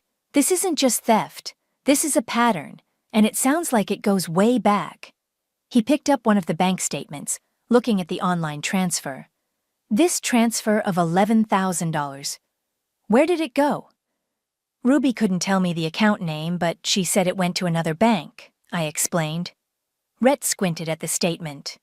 "Wait a minute. This account number, it looks familiar. It's not a personal account, it's a creditor." I recognized the routing number for a local collection agency. My brother had some trouble with them a few years back. He typed something into his phone, then looked up, his eyes wide. "Scarlett? This transfer? It paid off a debt, a big one, over $8,000, in Cassandra's name." My stomach dropped. The revelation hit me with the force of a physical blow. It wasn't just for Lacey's wedding and honeymoon. It was for Cassandra's debts. My money. Paying for their lavish lifestyle and their financial irresponsibility. The "we deserve it for raising you" wasn't just an excuse, it was a justification for a lifetime of taking. "She owed money?" I asked, my voice flat. "Looks like it," Rhett confirmed, showing me his phone screen. "An old credit card debt, looks like. Charged off, then sold to a collection agency. Paid in full last week." I stared at the screen, a cold fury rising within me. They hadn't just stolen my money. They had used it to erase their own mistakes, their own financial failures, and they had done it with a smile, while telling me I was nothing but a drain on their lives. This wasn't just about $12,000 anymore. This was about everything. The information about Cassandra's 57 debt and the stolen bonds from my father hit me harder than the initial theft. It wasn't just about the $12,000 anymore. It was about a lifetime of calculated deceit, of being systematically stripped of my future by the very people who claimed to love me. The next morning, I woke up with a clarity I hadn't felt in years. The quiet fury had solidified into something cold and unyielding. I spent the next few days meticulously organizing everything. The bank statements, the screenshots of Lacey's, 31, and Savannah's, 24, social media posts, the spa receipt, the bridal boutique charge, the travel agency deposit, the proof of Cassandra's debt payoff. I even had a copy of the GoFundMe page from 7 years ago, showing the raised amount that had vanished. Rhett 32 had helped me find a public record of my father's, who passed away when I was 16, estate, confirming the existence of the bonds, though proving they were specifically for me would be harder without his will. Still, it added to the pattern. On Thursday, I called Ruby, 29, at the bank. "Hi Ruby, it's Scarlett. I just wanted to thank you again for your help the other day. I've gathered all the information, and I'm ready to file a formal fraud report. Would you be able to assist me with that?" Ruby's voice was immediately supportive. "Of course, Scarlett. I can help you fill out the necessary forms and make sure everything is documented correctly for the bank's internal investigation. We take fraud very seriously." I went to the bank that afternoon. Ruby walked me through the process, her expression grim as she reviewed my carefully organized folder. "This is incredibly thorough, Scarlett," she said, her voice low. "The digital signature mismatch, the IP address, the matching social media posts. This is strong evidence." She helped me complete the bank's official fraud affidavit, signing off on it as a witness.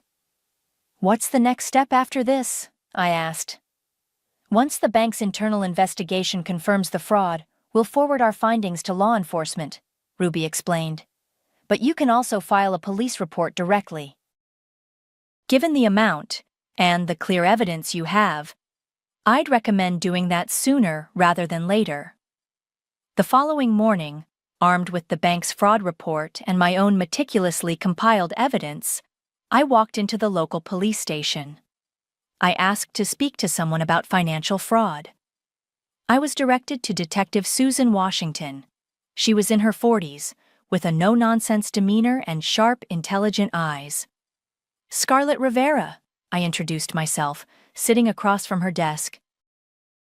"I'm here to report a felony theft and financial fraud." I laid out my folder. Detective Washington, 40s, listened patiently, her expression unreadable, as I recounted everything: the car accident, the settlement, the drained account, Lacey's, 31, and Cassandra's, 57, confessions, the spa receipt, the club charges, the wedding and honeymoon deposits, the GoFundMe, the stolen bonds, and finally, Cassandra's personal debt being paid off with my money. I showed her the bank's fraud affidavit, Ruby's notes on the digital signature mismatch, and the social media evidence. As I spoke, I watched her eyes widen, just slightly. When I finished, she picked up the bank statements, then the social media printouts. "So, your sister and your mother stole your $12,000 settlement, used it for a wedding, a honeymoon, and to pay off your mother's personal debts, and then admitted it, claiming you owed them." "Yes, Detective," I confirmed, my voice steady. "And they've been doing similar things for years, like with the GoFundMe and my father's inheritance." She leaned back in her chair, a thoughtful look on her face. "Ms. Rivera, I have to say, this is some of the most comprehensive documentation I've seen for a case like this.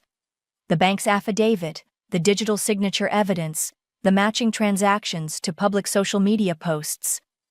This is strong.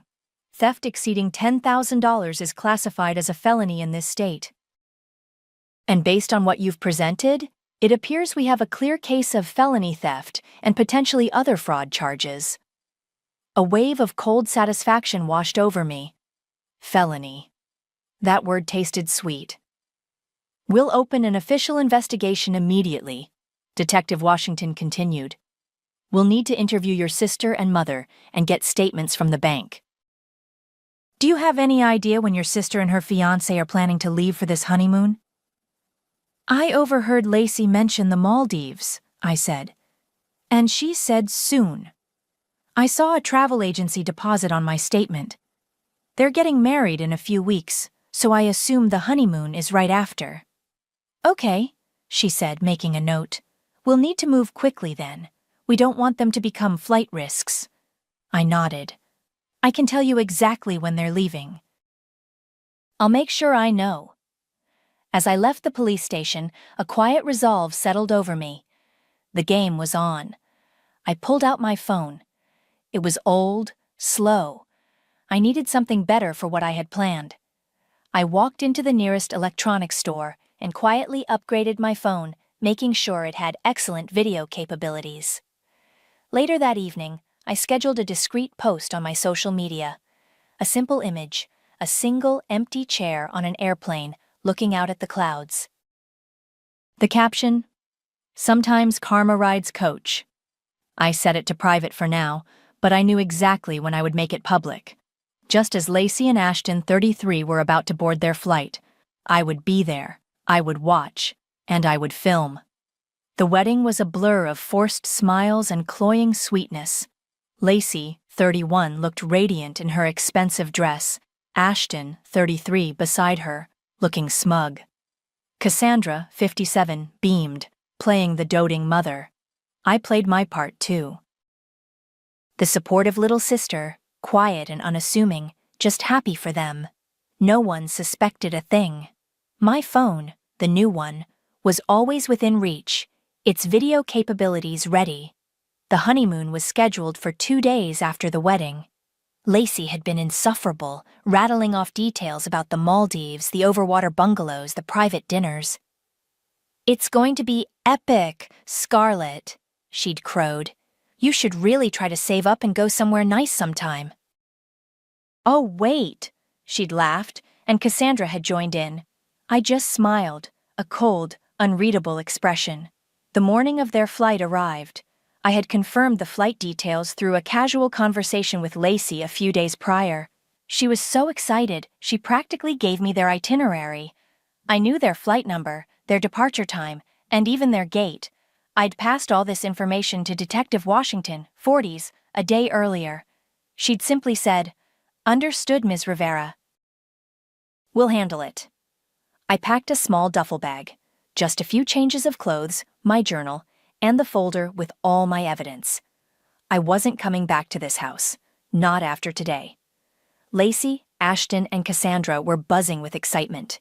Suitcases were lined up by the door. Lacey was in a brand new designer tracksuit, Ashton in a matching one. Cassandra was wearing her traveling outfit, a beige pantsuit she saved for special occasions. "Are you sure you don't want to come to the airport, Scarlett?" Cassandra asked, feigning concern. "It's a big day for your sister." "No, I'm good," I said, my voice calm. I was wearing a simple dark hoodie and jeans, blending into the background. "I already booked a ride for myself. I'll just meet you there. I don't want to crowd the car."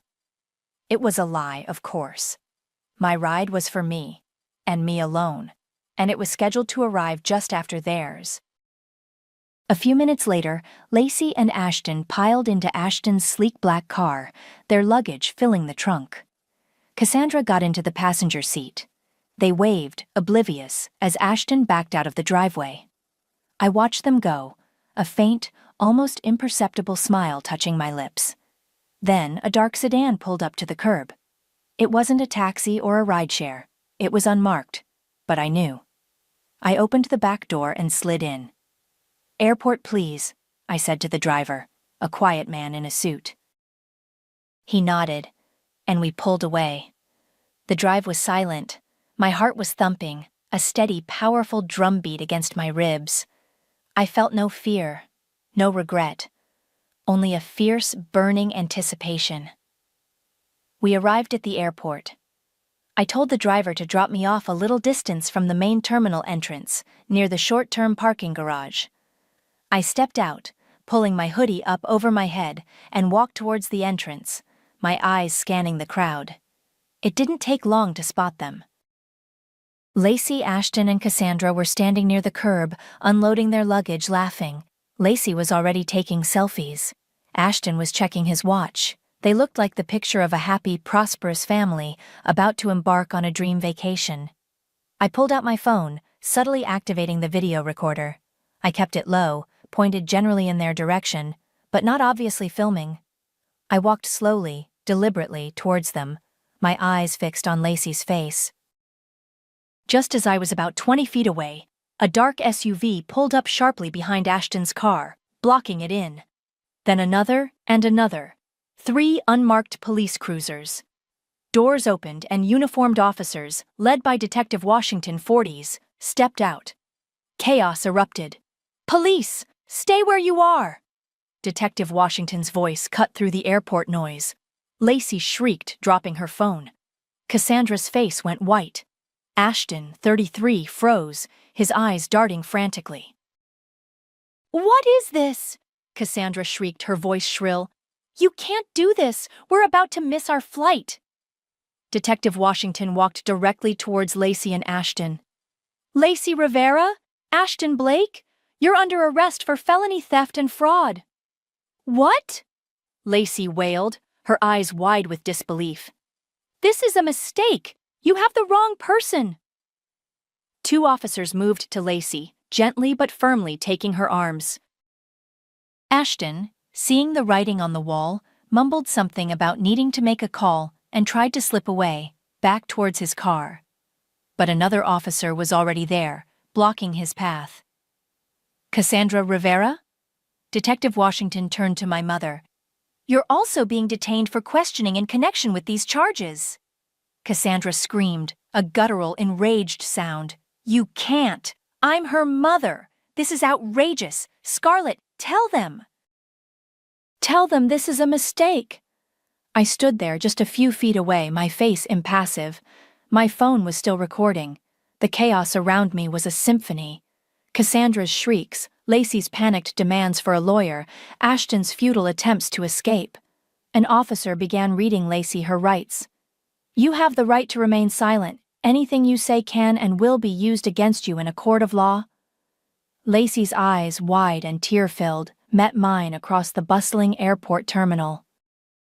She saw me then, standing there, calm, in my dark hoodie, phone in hand. The realization dawned on her face, a dawning horror. She opened her mouth, a choked sob escaping. "Scarlett, you—" I cut her off, my voice a low, almost inaudible whisper, just for her. "Bon voyage, Lacey."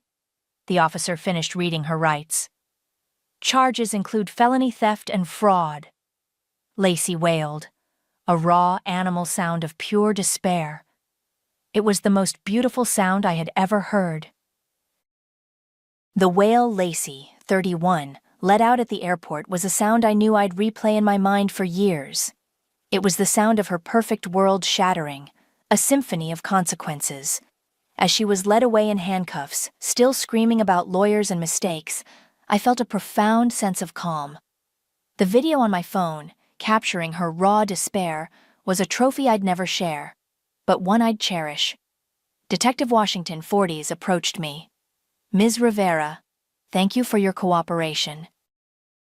We'll need you to come down to the station to give a full statement." "Of course," I said, my voice steady. "I'm ready." At the station, I sat in a quiet interview room and recounted everything again, this time for the official record. Every detail, every screenshot, every transaction, every gaslighting comment, every memory of being called a burden. I included the information about the GoFundMe and my father's bonds, explaining Rhett's 32 knowledge of them. The detective took meticulous notes, occasionally asking for clarification. I handed over my phone with the video I'd recorded, though I knew it was more for my own satisfaction than for evidence. Given the flight risk and the severity of the charges, Lacey Rivera and Cassandra Rivera, 57, will be held without bail for now, Detective Washington informed me. Ashton Blake, 33, isn't directly implicated in the theft of funds from your account, but he's being questioned regarding his knowledge and benefit from the stolen money. We'll see where that leads. The family dynamic, which had been a carefully constructed facade for so long, was imploding. Lacey and Cassandra locked up, unable to manipulate their way out of this one. Ashton, caught in the crossfire. My phone buzzed constantly over the next few hours. Ashton. He called, then texted, then called again. I watched the screen, his name flashing, and felt nothing. No anger, no pity. Just a vast, empty space where any lingering connection might have been. He was just another parasite, benefiting from their cruelty. I ignored every call, every text. He was on his own. I left the police station feeling lighter than I had in years. The air outside felt cleaner, the sky brighter. I didn't go back to the house. Instead, I checked into a cheap motel on the edge of town. It was small, a little dingy, but it was mine. No one could tell me what to do, what to feel, or how much I owed them. That evening, curled up on the motel bed, I pulled out an old battered journal. It was from when I was a teenager, before the accident, and then during the long, painful years of recovery. I flipped through the pages, reading my own words. July 14th, year of accident. Mom said I'm such a burden. Lacey just rolled her eyes. My leg hurts so bad. I just want to disappear. October 2nd, year after accident. Another surgery. Mom told the nurse she's exhausted from all this. I heard her. Am I really that much trouble? March 10th, 2 years after accident. Lacey got a new car. Mom said she deserved it for helping out so much. I'm still stuck here, still hurting. Every page was a painful reminder of how my pain had been twisted into their leverage, how my suffering had been monetized, how my very existence had been framed as an inconvenience. The tears finally came, not of sadness, but of a quiet, profound grief for the girl who had believed their lies. A knock on the door startled me. I opened it cautiously. It was Rhett, 32. He held a small, worn shoebox. "Hey, Scarlett," he said, his eyes kind. "Heard things went down at the airport. Good for you. I just wanted to drop these off. Found them cleaning out some of Dad's old stuff in the garage. Thought you should have them." He handed me the shoebox. Inside were letters from my father, to me, and to Rhett. I pulled one out, my name on the envelope in my dad's familiar handwriting. My dearest Scarlett. The letter began, dated just a few months before his death. I know things are tough right now, but I want you to know how much I love you. I've set aside some bonds for your future, sweetheart. They're not much, but they're yours. I've told your mother to hold on to them until you're ready, but they are for you, and only you. Don't ever let anyone tell you you're not worth everything. You are my bright star. My vision blurred. Cassandra had lied about everything, not just the settlement, not just the GoFundMe. She had lied about my father's love, about his efforts to secure my future. She had taken away even the memory of his care, replacing it with the narrative of my being a burden. Rhett placed a hand on my shoulder. Your dad loved you, Scarlett. He really did. He always worried about you, wanted you to be safe and happy. I looked at the letters, then back at Rhett. The revenge wasn't just about justice for the money. It was about reclaiming my father's memory. It was about survival. It was about finally, truly, being free. The days that followed the airport incident were a whirlwind of legal proceedings and emotional processing. I stayed at the motel for a week, then found a small, affordable apartment on the other side of town. It was a one-bedroom, nothing fancy, but it had a window that looked out onto a quiet street, and for the first time, it felt truly like my space.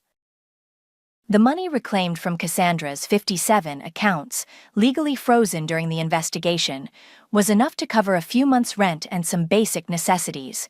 It was a fraction of what they'd taken, but it was a start. Lacey, 31, was facing trial. Felony theft and fraud.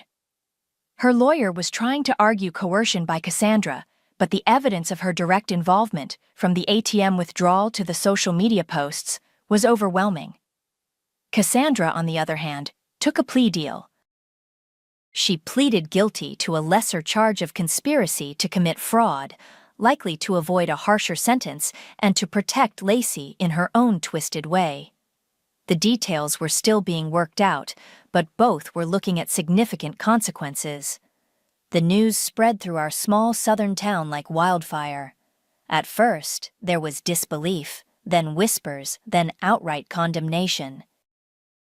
The story of my car accident settlement and how my family had stolen it, along with the details of the GoFundMe and my father's bonds, became public knowledge.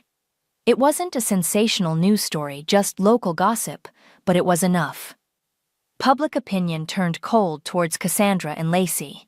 The people who had once offered sympathy and casseroles now looked at them with disgust. Their carefully constructed facade of respectability had crumbled. I started therapy. It was hard, peeling back years of emotional abuse, of being told I was a burden, of having my pain weaponized against me. My therapist, a kind woman named Dr. Evans, helped me understand that what they did wasn't just about money. It was about power and control. It was about making me believe I was worthless so they could exploit me. I also started working part-time at the local library. It was quiet, peaceful. I shelved books, helped people find what they needed, and gradually, slowly, began to feel like a functioning member of society again. I started journaling again, too, but this time my entries were different. They weren't filled with despair, but with observations, reflections, and plans for the future. Rhett, 32, became a quiet, steady presence in my life. He'd call sometimes, just to check in, or drop by the library with a coffee. He never asked for details about the case, just offered support. He was family, but the good kind. The kind that didn't demand, didn't exploit. One sunny afternoon, a few months after I'd moved into my apartment, I was at the grocery store. I was pushing my cart down an aisle when I saw her. Mrs. Henderson, an old neighbor from my childhood, a sweet elderly woman who used to bring us cookies. She stopped, her eyes widening in recognition. "Scarlett?" she said, her voice soft. "My goodness, it's been so long. You look well."